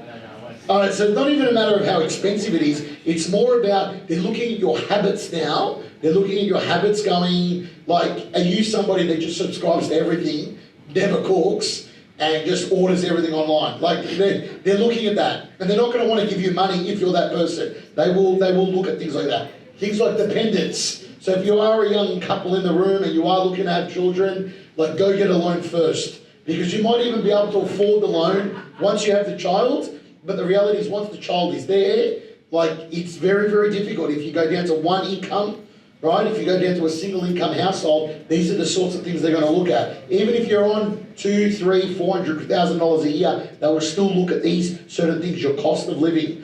Obviously, cost of living has gone up. Inflation has kicked in. There are still opportunities, but just be smart about it, right? Think about things like, don't pull cash out of your bank account at your ATM at 1 o'clock on a Saturday night. But they look at shit like that now. Like, the other thing they're looking at is, like, don't go to a casino. Like, you know, if you go to a casino and pull money out, even if it's like $200, it registers that you pulled it out at a casino. Let's go to the ATM around the corner, guys. Like, seriously. But, like, the reality is they are starting to look at things like that, and they'll get more and more, like, as what they're realising now, and I'm not an economist, but let me explain it to you, because I get to spend a lot of time with a lot of economists.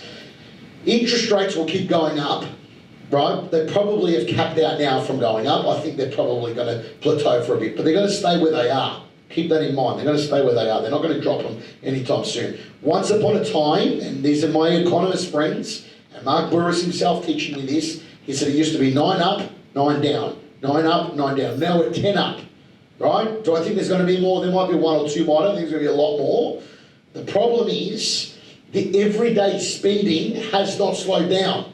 If you go to the CBD at any point, you go to the Manly Wharf at any point on a weekend, Hugo's is full, right? You're not walking out of Hugo's without a $1,000 bill for between 4 of you these days, right? That's the reality. This is the challenge that we got. Now, you might not be somebody in the room that does that. You might be someone in the room that is frugal, that is smart about how you spend your money. But the reality is the next generation of Australians are not. Our generation, 30 to 40 years old, are not. They would rather go and spend $1,500 at a Hugo's than put it into their mortgage, right? The problem is it affects everyone economically, right? So what happens is when interest rates don't get the desired effect, which is to slow down inflation, what they will do is what they've done in the past, 91, 92, dot-com bust in 2000. I'm not even old enough to remember these things, but I understand economics. I didn't go to university. I read a best-selling book, but I can't even spell because I researched and I understand how things actually intrinsically work. Mark Burris said that about me. He goes, he used to ask me, he used to be like, how did you not study a degree or a PhD? And so, how do you know these things? Because what I do is I stop, I pause, I find the smartest person in the room, and I find out the intricacies, right? So let me explain to you what they're going to do to us. They're going to change your lending, what's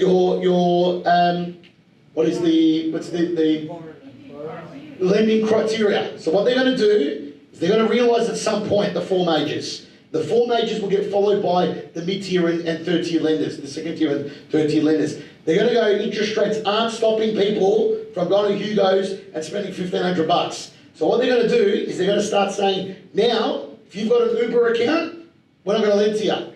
Or if they're going to look at how much you spend on Uber. If you've got a Netflix account, Paramount, Stan, whatever the other ones are, they're going to look at those sort of things. So you need to be smarter than that. You need to start thinking, okay, how do I get ahead of that? And they're going to look retrospective. They used to look last 3 months. Now they look at 6 months. I reckon they're going to start looking 12 months. They're going to start saying, like, what was his or hers or them as a combined couple's spending habits going back 8 months ago? Because they're going to go, well, maybe they just heard Andrew Morello speak, holding little secrets, and they've just stopped going to the casino or going out for $1,500 dinners. So you need to get smarter about that and making sure that your spending history is succinct and in line if you want to be able to take advantage of the market that we're in now. Is that useful? Yeah. Great. I'm getting lots of nods. Good. I think I'm doing a good job. Don't worry. All right, things to consider, location, obviously, things I look at is like infrastructure, if you are looking to buy out of the Northern Beaches, I don't think the boys want you to buy out of the Northern Beaches, but if you are, they don't mind. If you are, like, I look at things like, what's the #1 real estate company in the world, guys? No, it's actually McDonald's. Just to let you know, so if you are looking to buy something in an area that's a little bit different, McDonald's is the #1 real estate company in the world. Did you know that? What do I mean if you knew that? What do I mean if you didn't know that? Wow, okay, so McDonald's is a real estate company. It's not a food company, just to let you know, guys. It's called McDonald's Real Estate Enterprises. And they just happen to sell burgers to pay for the property that they're buying.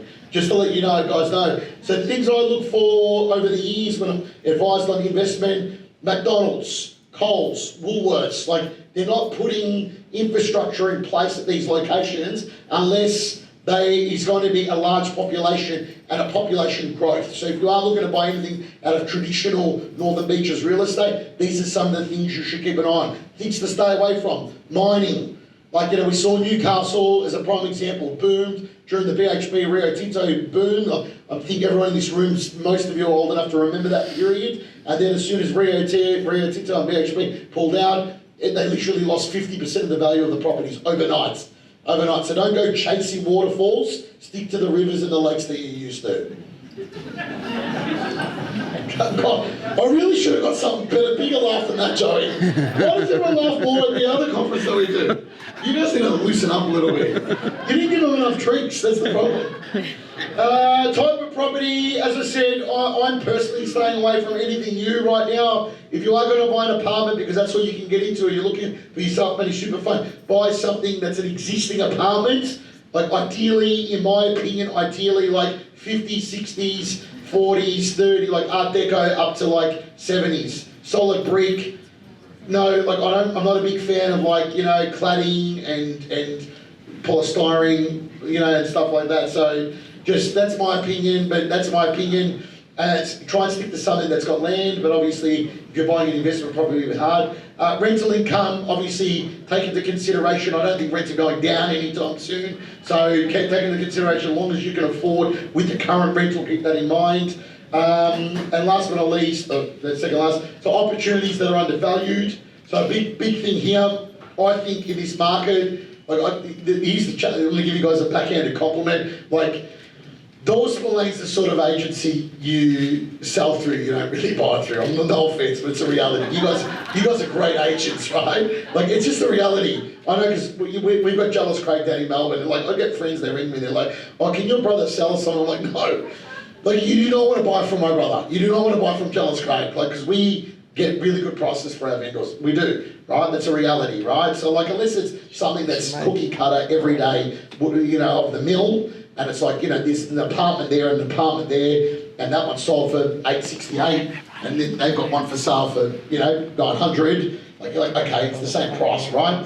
But the reality is, a good agent gets a great price when they sell. You guys get great prices when you sell. That's just what they do, right? So, I look for shit agents. That's what I do. I do. Before you said, what does a good agent do? It's price, marketing, and agent. They're the three reasons why a property will sell well right now.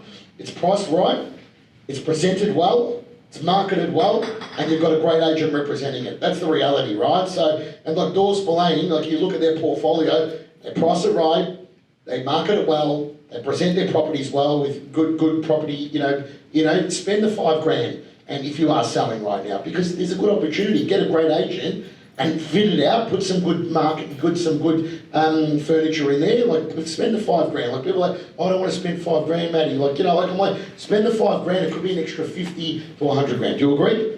There you go, right? But I'm sorry, it's a bit of a backhand compliment. You're like, I'm trying to sell these people properties, but no, you're not, that's right. But that's what you want to look at. I look at undervalued properties. A couple of things I look at. Days on market, right? So have a look. So especially if it's a bad agent, it's been days on market for 100, 150 days on market. There's a reason. And they might be friends with the agents, they're not going to take it away from them. The agent's probably not that good. So get in there, make an offer. And the other thing is, make a real offer. Get a contract, ask for them to send you the contract. I know now it's all on DocuSign and stuff like that, but ask for a fee, just for negotiation purposes, what I do. I get a real life contract sent to me. I print it out. It's going to be officially done on DocuSign at some point. I write the offer, and then I get a check. I've got a checkbook. I've got no money in the checkbook. I'm not going to lie to you. There's nothing in the check account. But I get a check, and I put the check on the top with the deposit number on it, right? So like, let's say I'm buying something for $1 million. I write $1 million, deposit 100,000, I put the check there. If they banked it, I could transfer the money immediately. But like what I do is I put the check on it, and I say, give this to the owner. Now, a terrible agent doesn't understand, like they don't understand. I say, you give this to the owner, oh, it's nowhere, they want 1.2. Doesn't matter, drop this offer, by law you need to do that. So I'm giving you an offer, a written offer, in writing with a check. Here it is, take it to the owner and get it to countersign it for me properly. Now, agents hate when you do this, by the way. They do. But if you're getting a good opportunity, like there's a good opportunity there, like especially if something's undervalued right now, make an offer. Make it, like, you need to have the money to settle on it, so make sure you've spoken to your mortgage broker, because it is a legitimate offer, but I like the physicality of it. What I actually quite like the most is the romance of it. The romance of it. Like actually having a piece of paper. Do you remember, madam, when you used to buy things and there was a piece of paper and you usually signed it with a pen? I hate signing with DocuSign. Who's bought something on DocuSign before? But I if you bought a house on DocuSign. It's so unromantic. I know it's the future, but it's just terrible for me, right? Terrible for me. But yeah, so DocuSign's the future. I know. Once they finalise the deal and you've gone back and forth, then they'll send you a DocuSign document. You guys use DocuSign? Yeah. Everyone's using it. I still like the romance though. If I buy something for you, I want you to print it out for me. Get me to come in and see. And then what I used to do, so I sold over 1,000 properties, guys. Literally over 1,000 properties in my career. And I love nothing more than when you got a beautiful young couple that bought like a house from you, they bought $1 million plus house, and you knew that they put everything on the line for this, and you'd get them into the office back in the old school days, like 5 years ago, and they'd sign it, and like you'd see like the guy rock up in his like boots with mud on him, and you knew they fucking busted their ass to buy this house, right? And he'd hold your Mont Blanc, and he'd sign it, and he'd be like, man, this is a nice pen. And I'd be like, you know what, bro? You can keep it. And he changed, like, it was like I've just given him this whole experience. Like, it's not, forget about the fact it was a Mont Blanc and that, it's just, it was such a beautiful thing. It was romantic. Now we just send it through. Like sometimes you don't even meet people anymore, and they're buying a I sold my Bondi beachfront apartment for like nearly $3 million, and the guy did not even see it. He was in Bali, and I was going to lose it, man, because I had so much fun in that apartment. Like I was like, oh, it was this beautiful Art Deco. It's called the Sunray. I owned the whole bottom floor. I had so many good times. And I was like buying, growing up, getting responsible with my life. I'm like, I'm going to get rid of the waterfront party apartment and go and buy some like legitimate, normal mum and dad real estate. Even though I'm not married and I'm mum and dad. I'm a dad, but I'm not married. So I was like, but I'm going to go be responsible now. Anyway, sold it, broke my heart. Like the guy never even saw the thing. I don't even know if you've seen it yet. Like I think it's big, like then COVID happened. So I don't even know if he's even seen this apartment. And I put so much love into that, but you should have seen the renovation. Broke my heart. He sent someone down. Like he sent someone down with the checkbook, which is just heartbreaking. Cost of doing business, guys. The guys Kate spoke about earlier, understanding what is the cost of doing business. If you are going to be a property investor, you need to start running spreadsheets. You need to start running a process and a system to actually understand. Like write this down. I am now in the business. As soon as you own a first investment property, like a principal place resident and an investment property, you are in the business of real estate. So you need to start treating it like that. Remove your emotion. Mark Brewer's got a really good post the other day. He talked about how remove the emotion from your real estate transactions. No, it's different when it's your principal place of residence, but when they're investment properties, if it's not serving you, get rid of it. So to give you an idea, I got rid of a penthouse in Kensington in Melbourne. I bought it because my dad owned the site since 1974. I sold the site. We actually got Burgess Rawson to sell the site as a commercial agent to a real estate, to a developer. The developer built it. I did a little quasi deal where I said, listen, I'm going to make sure that it's sold to you for X, but I want to get looked after for the penthouse because I think I'm going to go live in it one day. I bought this penthouse literally, I sold it like 5 years ago. I bought it like 15 years ago, and it was worth the same amount of money 10 years after I bought it, right? And I kept on saying to my financial planner from Yellow Brick Road, I kept on saying to my financial planner down in Ukraine, I said, I can't sell it. I've done my balls on it. And he goes, you haven't. You're going to get the same money you paid for it. I'm like, I'm like, I've lost money. Body corporate, like a lift, the pool, this crap, all that drama. Like I said, I've lost money on it. He goes, but let me explain something to you. If you offload it, it frees up your serviceability. Frees up my serviceability. So he goes, if you offload that penthouse, you can then go buy real estate that's actually going to serve the purpose that what you're trying to do, which is plan for your future, retire comfortably and own your own home. Make sense? Cost of doing business, guys. Remember that. Don't let your emotion get in the way of making a good decision. How long have I got? As long as you want. 15? 5? 10? 10. Okay, 10. Guys, was that useful? Put up your hand if that was useful. Okay, I'm going to give you the 9-minute version of my life. Let me talk you through this. So my story so far.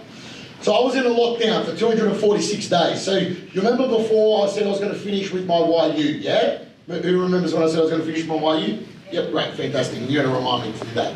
So I was in 246 days of lockdown. It was basically Nazi Germany, just to let you guys understand. I went at the front of my mum and dad's house and somebody would literally, the police would pull you over. And they'd be like, they'd pull up in front of the house. They'd be like, mate, what are you doing outside the house? I'm like, it's like 9:15 p.m.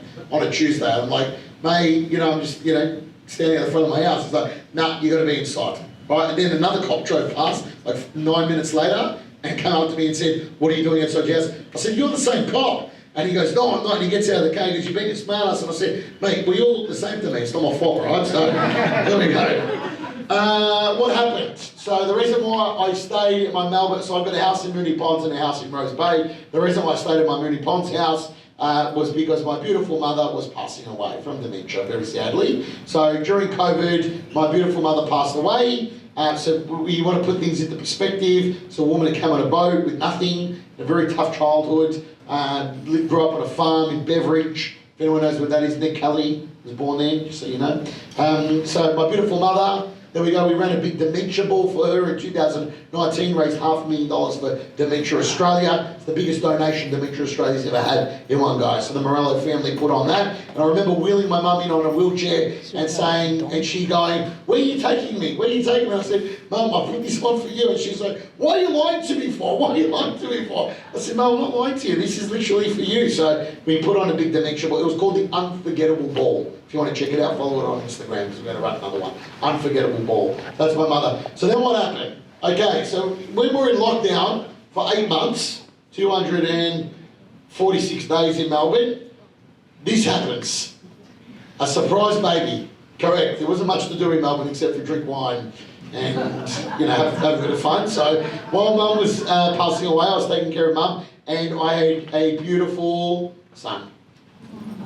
So, ironically, with a friend of mine that I'd known for 20 years, literally 20 years, we'd never been together, and then we decided, we were in COVID lockdown. We thought Melbourne, the end of the world was about to happen, but this came out of it, so I'm very, very happy. So his name is literally, on his birth certificate, Lion Mane Morello. And for the English teachers in the room, you're probably wondering, that's not spelled correctly. It's L-O-N-M-A-N-E. I know that. It's a double entendre. Lion the main man Morello, Lion the main event Morello. My dad loved it because my mum had passed away at this point. My brother, the Conservative, who owns one of the head directors at Jealous Craig down in Melbourne, he wrote back at 5:55 in the morning when I texted him from the hospital in Sydney, what are you going to put on the birth certificate?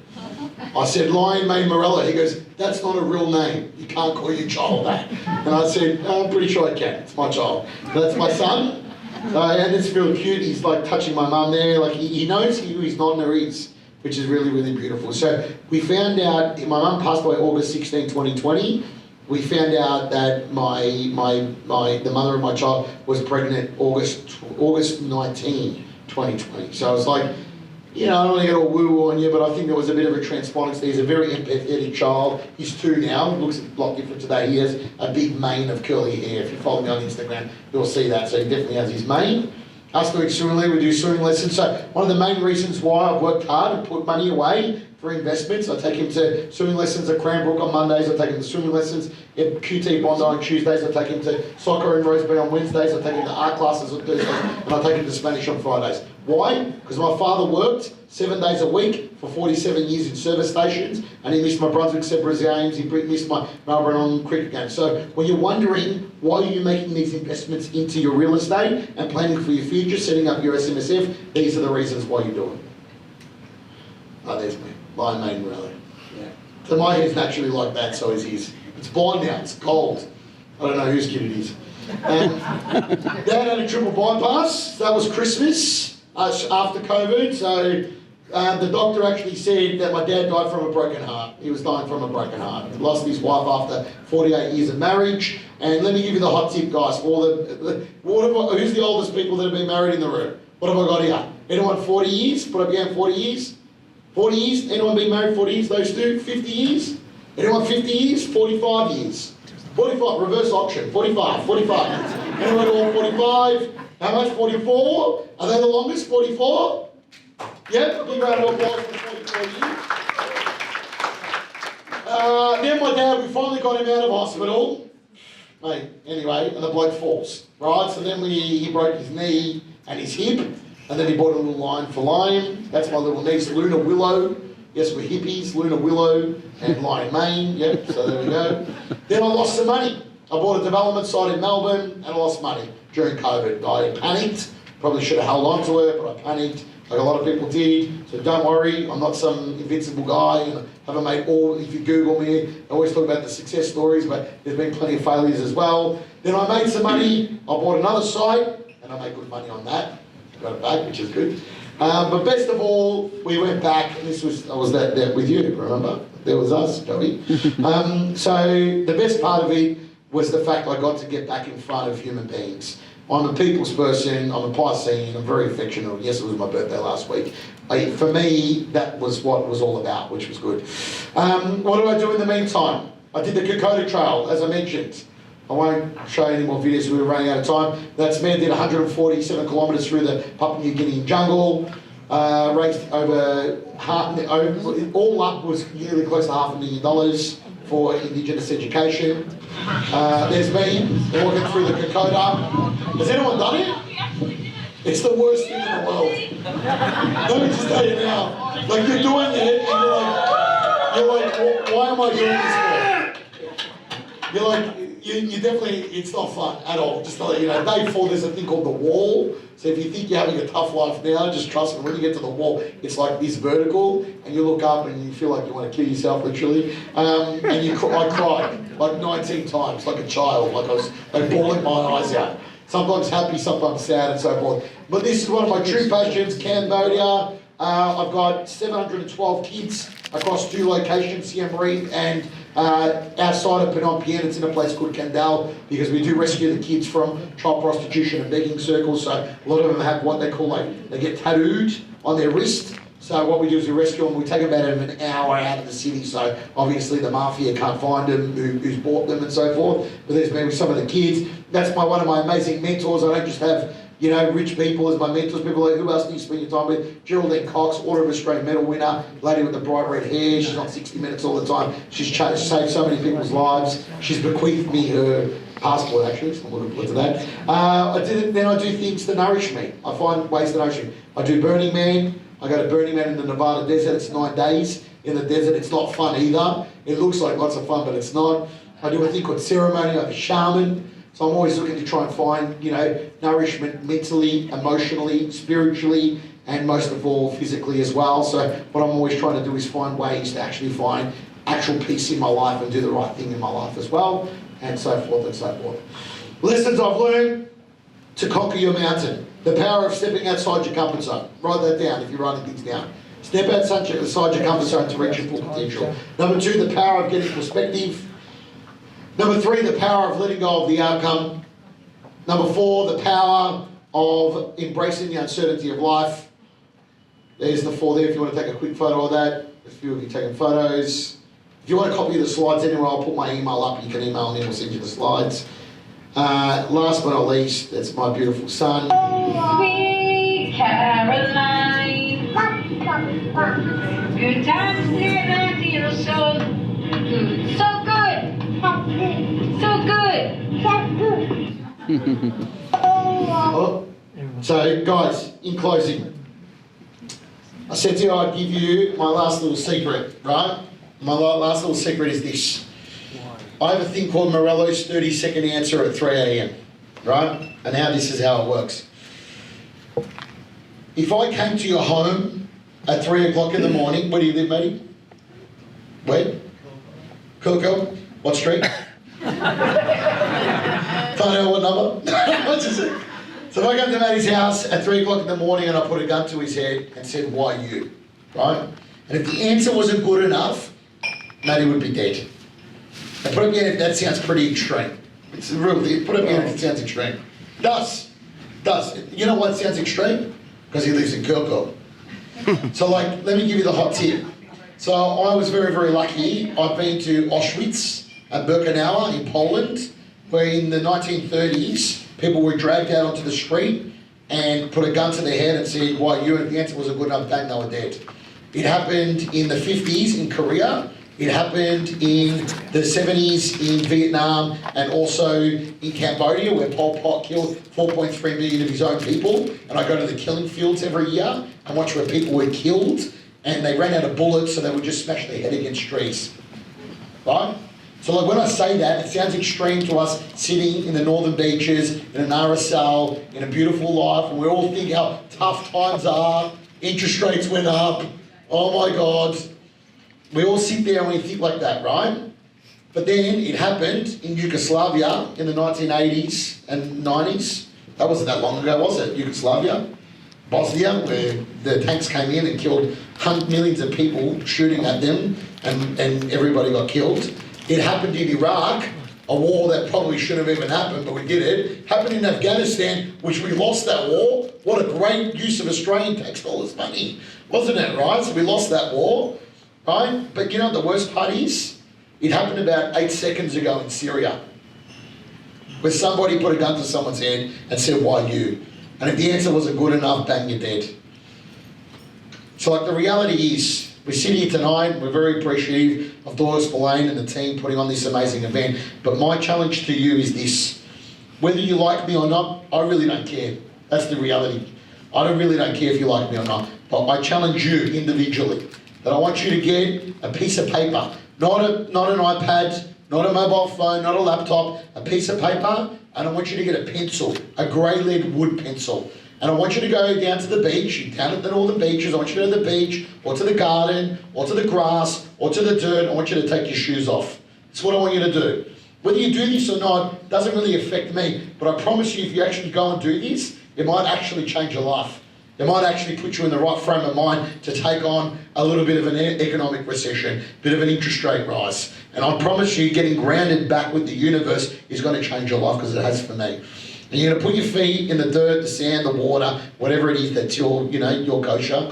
And then what you do is I want you to get a pencil out on paper, and I want you to leave your phone at home or your technology, take off your iWatch and all that, leave that at home too. And I want you to write down why you, or why me, you might write. Sorry, put it in context. Why me? And I want you to write down as everything that comes out of you. I don't want you to think of it as a 30-second answer at 3 a.m. So my one, I've worked with my business coach to be able to do that, and my life coach to be able to do that, to come up with Morello's 30-second answer at 3 a.m. Because I know that I needed to do the things that I needed to do to change the world around me, right? And so like, don't worry about, and if you don't have one, you can steal mine. And if you my email's not even there, shit, what didn't you do that for? If you just send me one of those things, somebody will respond and send it to you if you need it, right? And the slides. My email's just morello@the-entourage.com.au, but the guys can give it to you if you like, and we'll send that out to you. But what I want you to do is I want you to write down your why you, your 30-second answer at the end. But if it goes for 6 pages, mine went for 8 pages the first one, 8 pages, right? So like then my life coach, she got it and she just ripped it apart. She's like, that's bullshit, what are you selling me? I said, I'm not selling you anything. It's my YU, a 30-second answer, my 3M answer. She goes, stop writing it as if somebody else is going to read it. Very true, wasn't she? She's like, you know, you live your whole life, you're on stage, you're doing this, blah, blah, blah. You're doing things because you're worried about what other people are going to think. I was like, she goes, remove your ego, let go of the outcome, embrace the uncertainty. And so we found out that Morello's 30-second answer is this. Actually, who wants to know my 30-second answer at 3 a.m? Great, we're in the right room there. So Andrew Morello's 30-second answer at 3 a.m. is this. Andrew Morello wants to make lots and lots of money. At this point, you're like, that's terrible. Let me finish it, right? So Andrew Morello wants to make lots and lots of money, to pay other people really, really well, to do the things that he doesn't want to do, so he can do more things he loves doing with the people that he loves. Good enough answer? Yeah, nice. Like when your interest rates go up, when you think about when you pay your land tax bill, don't even get me started on land tax, when you pay your land tax bill and you're about to have an angina attack or whatever, it's some sort of attack, like you think to yourself, you go, shit, what am I doing this for? Go back to the basics. Go back to when your feet were in the water, in the sand, in the dirt, in the grass, and remember, Andrew Morello wants to make lots and lots of money to pay other people really, really well to do things he doesn't want to do, so he can do more things he loves doing with the people that he loves. My mother died on her deathbed during COVID. We had 12 people at the funeral. 12 people at a funeral. Guess how many we had on Zoom? We literally had 3,500 people at my mother's funeral on Zoom. 3,500. That's the kind of woman she was. That's the kind of woman my mother. She was a queen. She was, and I saw my dad on the deathbed holding my mum's hand, begging with God to hand all the money back to spend more time with his wife.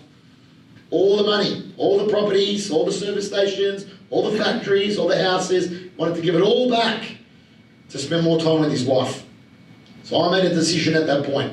I said, Father, you taught me what to do and also what not to do. You taught me to be a man of morals. You taught me to be a man of ethics. You taught me to be a man that helps other people, no matter what. My dad gave people Jehovah's Witness, Asian, Muslims, Jews, everyone worked for our family. We had 50 plus staff. My father, the lunchroom was full of different cultures and different tastes and different smells and everything. And my father, he created this beautiful environment where he goes, judge a man. You can judge a man. I said, Dad, you can't judge a man. He goes, you judge a man by how hard he works. That's what my father taught me. But he also taught me what not to do. And he taught me he wasn't there for the Brunswick Zebras games. He wasn't there for the Melbourne cricket games. He wasn't there for the AFL St Bernard's games.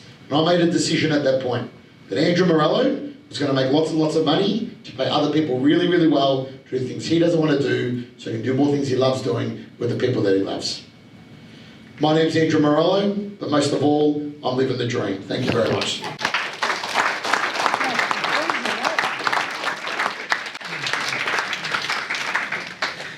Thank you, sir. Well done. We enjoyed that? Got something out of that?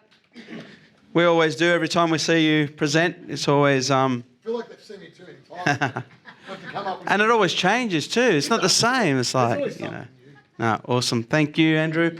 Yeah, pleasure to have you here tonight, and we're honoured to have you here. So amazing. I'll stick around as well. Do you want to do questions or do you want to? Yeah, like, is there any questions? Yep. Do we have any questions? Take a couple of questions, and then we'll do the raffle. Anything? I'll stick around afterwards. Yep.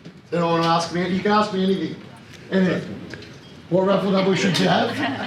You should have 810 because that's what I got. Has anyone got any questions? Anything at all? You can ask me anything. No, but I do have a question. Right. Oh, it's actually a story that I heard you tell about a woman's perfume. Yes. Can you tell the... Because I reckon that was amazing. When I heard that, I thought that was the most amazing thing. I've tried to replicate it. Doesn't work. I don't know if it's appropriate, but anyway, I'll tell the story. So my little superpower is so when I was in real estate full time at 18, 19, 20, 21, 22, 23, so I said I did over 1,000 transactions. I was sort of used to gross commission, even at that age, sort of $1 million to $2 million a year in gross commission. I would do anywhere between 72 to 115 transactions a year. So I always had two PAs. I had a male PA and a female PA. And part of their bonus structure, because I realised that people don't necessarily just need money. Like I realised in life, people actually prefer things that they can touch and feel. Money's good, but I used to get them something a bit extra. They were older than me. Both my assistants were in their late 20s. I was 18, 19, 20.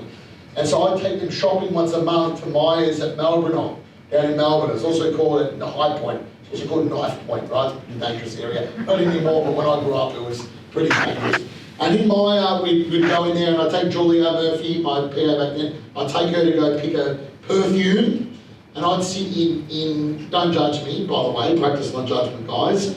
So just a bit of fun, and I'm straight, there's nothing wrong if I wasn't, but I would go and get the girls in MAC makeup to do my makeup, just as a bit of fun, while Julia would go and pick either makeup or a perfume, and then Jason Mantello, my other PA, would go and do, so I had a buyer's agent and I had a prospector. I ended up having 3 at one point, and then I had a vendor manager, which I think you guys run still. It's called an effective business unit, right? So that's how you write sort of $1 million, $2 million a year. So anyway, she would go and pick a perfume, and then he would go and pick a perfume or a tie pin or a tie, rada. So what I would do is Brian, hello Brian. So Brian would, I'm still mates with Brian would go and he'd watch me getting my makeup done and run over like, Morello, I'm like, Brian. And he'd be like, and he was the general manager for a fragrance at Bayer in High Point. And I said to him, I said, Brian, give me the top 5 selling perfumes that women are wearing right now. Like once a month, I'd go in and he'd bring over and he'd spray it and go, this is Narcis Rodriguez, this was Coco Chanel Mademoiselle, this is, Chanel. No, he's one of my favourites. He's one of my favourites. This is Gucci Rush for women. So I would remember him. Because in life, the most nostalgic of the senses is not sight, is not, taste. The most nostalgic of the senses is smell. So when I smell a good knuckly done, a sauce getting cooked, it reminds me of my mother. Right? Like, I used to be able to smell it from 2 doors down. Like I'd be driving home from school, like that, right? I could smell my mother, so she'd cook it for 24 hours on the stove and so forth. So I always remember the perfumes. And obviously, appropriately, guys, but like Maddie and the sales team obviously go to people's houses, and I was in an area where majority of the time, not in a misogynistic way, but the women would be home, not the men. So the women would call you, we're selling our home, then I'd go in at 11 o'clock on a Tuesday, meet the wife. She'd put on a whole kit of caboodle, it was great, like coffee, muffins, cookies, everything. As you can see, I had plenty of cookies and muffins. And then, but the husband wouldn't be there. Now, you gotta understand, right, this is no misogyny here, this is just understanding the psychology of people. This is what we call sociology, if you want to start researching things, understanding how the human brain works. So I understood that most of these women that were in these marriages, they've got 3 kids now, the kids get home from school, from soccer, from footy, they kick their boots off, throw mud all over the house, the mum's there cooking all day. It's not a misogyny thing, it's just my experience from door knocking 10,000 doors, right? Please do not, I am for, my sister's out of matriarch of my family, my mother was my matriarch, my baby mama is my queen, she gave birth to my son, I put her on a pedestal, she can have anything in the world that she wants because what she went through to give me my son, right? So I'm not putting anyone down, this is facts. This is psychology, sociology facts. At 11 a.m. on a Tuesday, in the northern western suburbs of Melbourne, there are predominantly women home. So I would go and do these appointments and I'd walk in the door. Now, their husbands don't talk to them anymore. They watch replays of the AFL football game they watched on Saturday already. They watch it again on Tuesday night. She waited all night for him to have dinner with him, but didn't even pay any attention to her. And he'd take his plate and go sit at in front of the plasma and go watch the footy again. Right? The kids would run in, they'd grab their plate that she cooked all day for, and gone and picked them up from soccer and ballet and all that. And now where are the kids? They went to where? The computer room or the TV as well. So I realised that here's a woman who, I walked in the door, something that is very important to her was, the scent that she wore. You said it's the best one, Coco Chanel Mademoiselle, right? So I'd walk in the door. And the first thing I do is always take off my shoes, make sure as a real estate agent you don't have holes in your socks. Sometimes I get it, so don't have holes in your socks. And I'd walk in, and I've been into 10,000 doors, guys. So this is I've done a PhD, not literally at a university, I've done a PhD in sociology and people's human behaviour in their home, in their lounge rooms, right? So I walk in and she's told to join up because the husband pays no attention, the kids pay her no attention, she's got the coffee going, she's got tea brewed, she's got cookies, muffins. She's got the, the vanilla scented candles from dusk going, right? Like, she's got everything, man. And you walk in, and the first thing I do is I'll be, are you wearing Coco Chanel Mademoiselle? And they would lose it. Lose it. They'd be like, how do you know that? I said, oh, it actually is my sister's favourite. I'd say, oh, it's my sister's favourite. And she'd be like, oh my God. Then I'd walk in the door, and the next thing I'd notice, I'd be like, is that you on your wedding day? And she's like, yes. I'm like, is that a Vera Wang inspired wedding dress? And she's like, oh my God. She's like, my husband thought Vera Wang was a lady from Chinatown. Right? So, and then I'd walk in the room, the next part, and I'd be like, is that Calcutta marble finishings in the bathroom and the kitchen? And she'd be like, oh my God, yes, we waited 9 weeks for that. And is it the French Provincial Millet appliances? And she'd be like, yes, I waited 12 weeks for that when we renovated. Now what I've done there is I've understood, not in a manipulative way, but rather in a, what does it cost us as human beings to acknowledge the small things with people? What does it cost us? It costs us nothing. But we live in this world now where nobody takes the time to understand the romance. Madam, you laughed when I said it before, but the romance and the beauty. Like the romance of signing a contract with a Mont Blanc and a guy who's busted his ass 5 days a week working for someone else as a tradie, and then he does Saturdays and Sundays on his own ABN to get extra money so he can buy a house. And then he's finally, for the first time in his life, holding a Mont Blanc pen. He's never going to hold a Mont Blanc pen. He's probably going to make more money than me anyway one day, but he's never going to hold a Mont Blanc pen again in his life. So how much does it cost me to just stop and appreciate the beauty and the romance and the small things? The smell of a woman, the scent of a woman, the touch of a Mont Blanc pen, the beauty of a certain paint that somebody's chosen, or a piece of art that somebody's done. Like, it doesn't cost anything, guys. But as human beings, we've forgotten that. We feel uncomfortable. We don't want to go up to, how many of you went up to a stranger tonight and introduced yourself? Like, we don't want to do that because we have learned, you guys did. Oh, beautiful, I love that. But we don't do it enough anymore as human beings. And what did COVID do? COVID even removed it more. So like, I can't stress it anymore, and I feel like crying because it breaks my heart to just see the fact that as human beings, we just don't give the love, the time, the respect, the pause to just enjoy that moment and remember the beautiful smell of a woman or a beautiful scent of a fragrance or maybe the look of a flower or something that's taken someone so much time, and just appreciate the beauty in the small things. Making me think about really making me think about appreciation, appreciating each other. Yeah. And I think most women here would relate to what you're saying. Yeah. Without a doubt. And it just brings tears to your eyes, doesn't it? It does. Whenever anyone goes to that much trouble. And I guess sometimes men do too, and they also need to feel appreciated. Of course.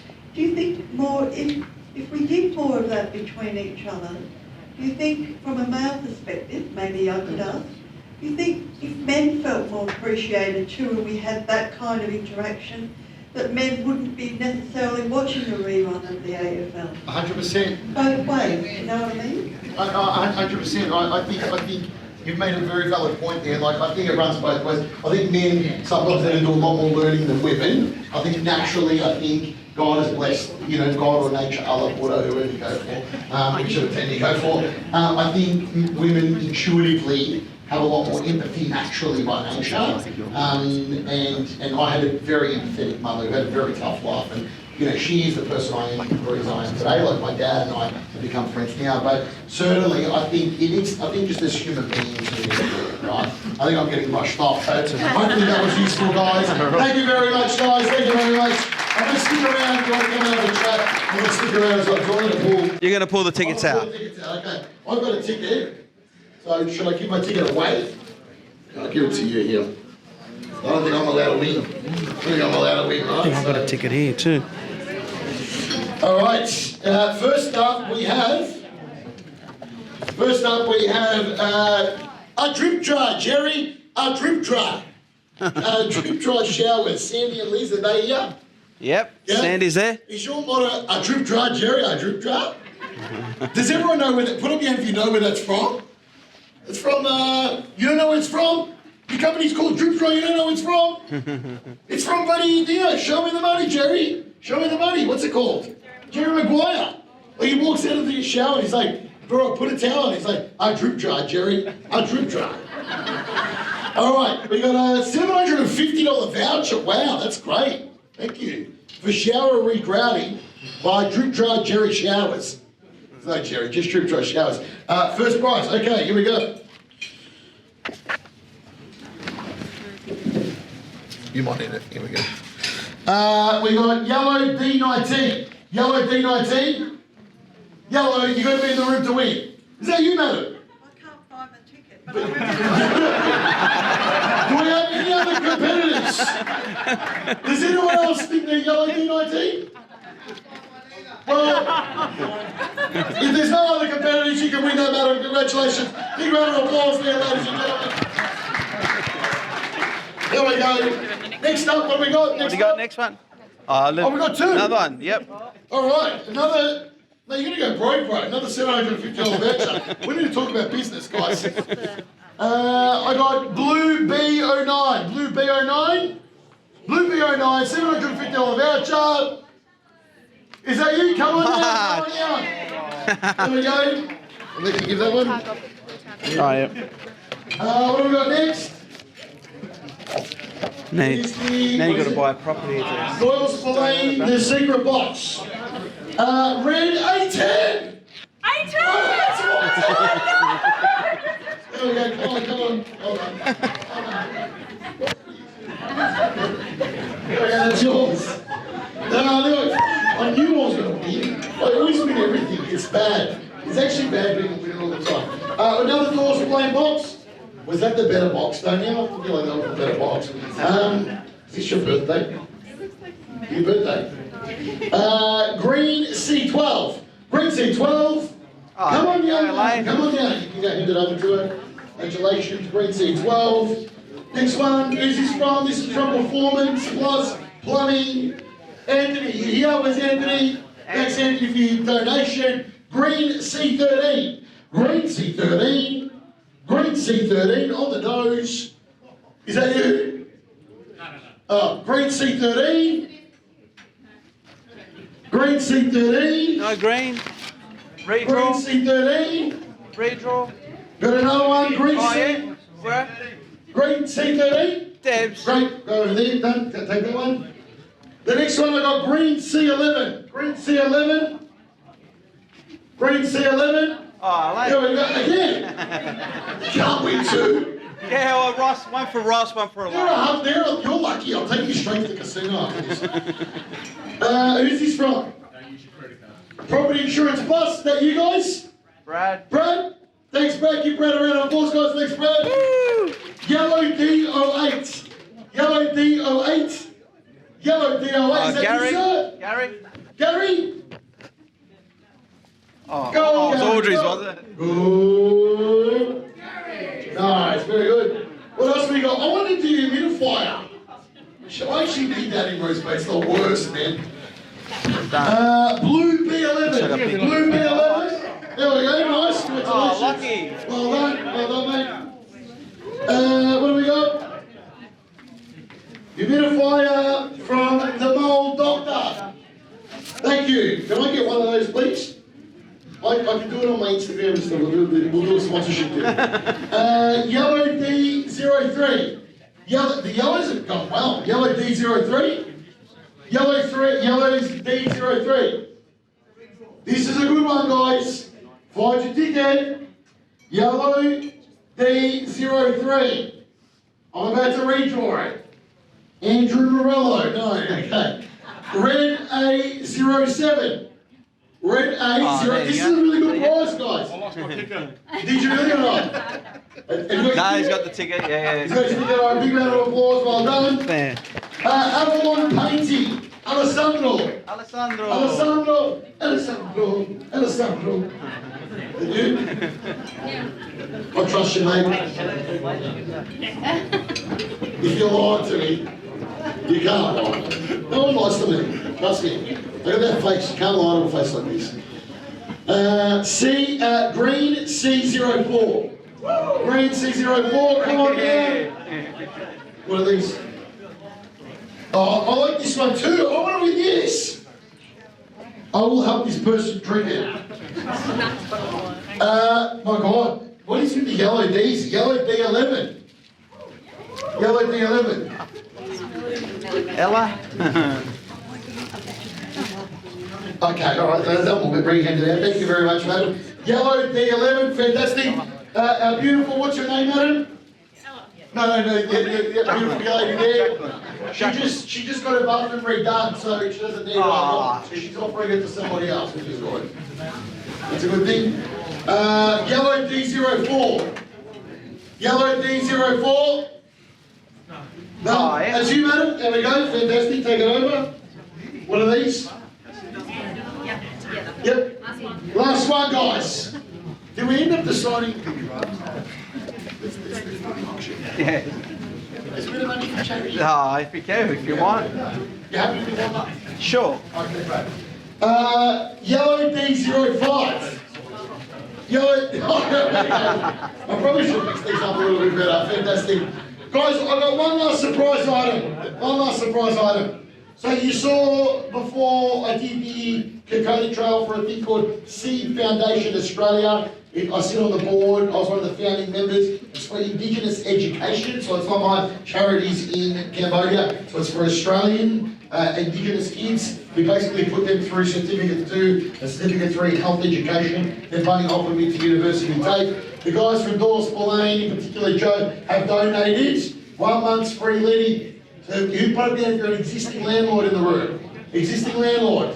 Existing landlord. 1, 2, 3, 4, 5. Oh, great, plenty of existing landlords. So you can go for $1 or you can go for $10,000. It's a donation directly to Seed Foundation Australia. You will get a tax deductible donation. You are only receiving, you're not receiving a gift. It is solely a donation. Where's my tax? Where's TAS? It is a donation only directly to the charity, so it's not going to go through Doyle Spillane. But then Joe's just going to give you 1 month's free letting management fee for life, not for the sake of it, not for life, for just being good people, for being good people. But just for my charity, we're going to auction off. We'll kick it off at $1.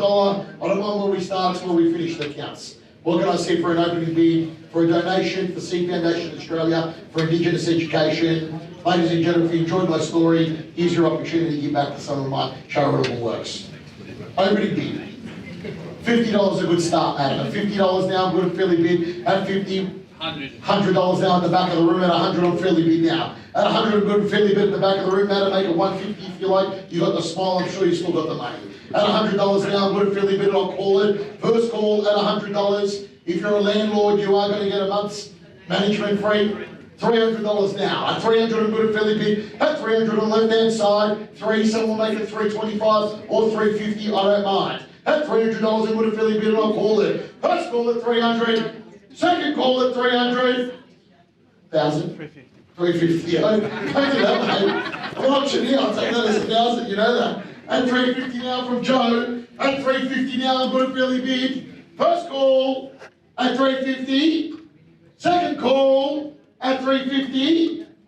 Third final call at $350. Of course, what's that, man? 400. You know what? Why don't we do this? You match the 400, you match the 400, it's 800 for charity. Yep? I'm good, yep. Sold for 400, sold for 400. Thank you very much, madam. $800 towards Indigenous education. Please check it out, guys. Seed Foundation Australia. I did the Kokoda Trail for it. You guys got to have some wine and food. Thank you very much. Fantastic. Beautiful. I'll pass you back over to Joe. And Matt, for any final comments. Say thank you. Thank you, Andrew, and thank you, everybody, for giving up your Wednesday night to come and listen to Andrew and some great inspiration, some great information as well. We're going to stay around for a little while if you want to chat to any of the team. We'd love to connect with you. Thank you again. Have a great night. Enjoy the rest of your week, and we're here if you need us.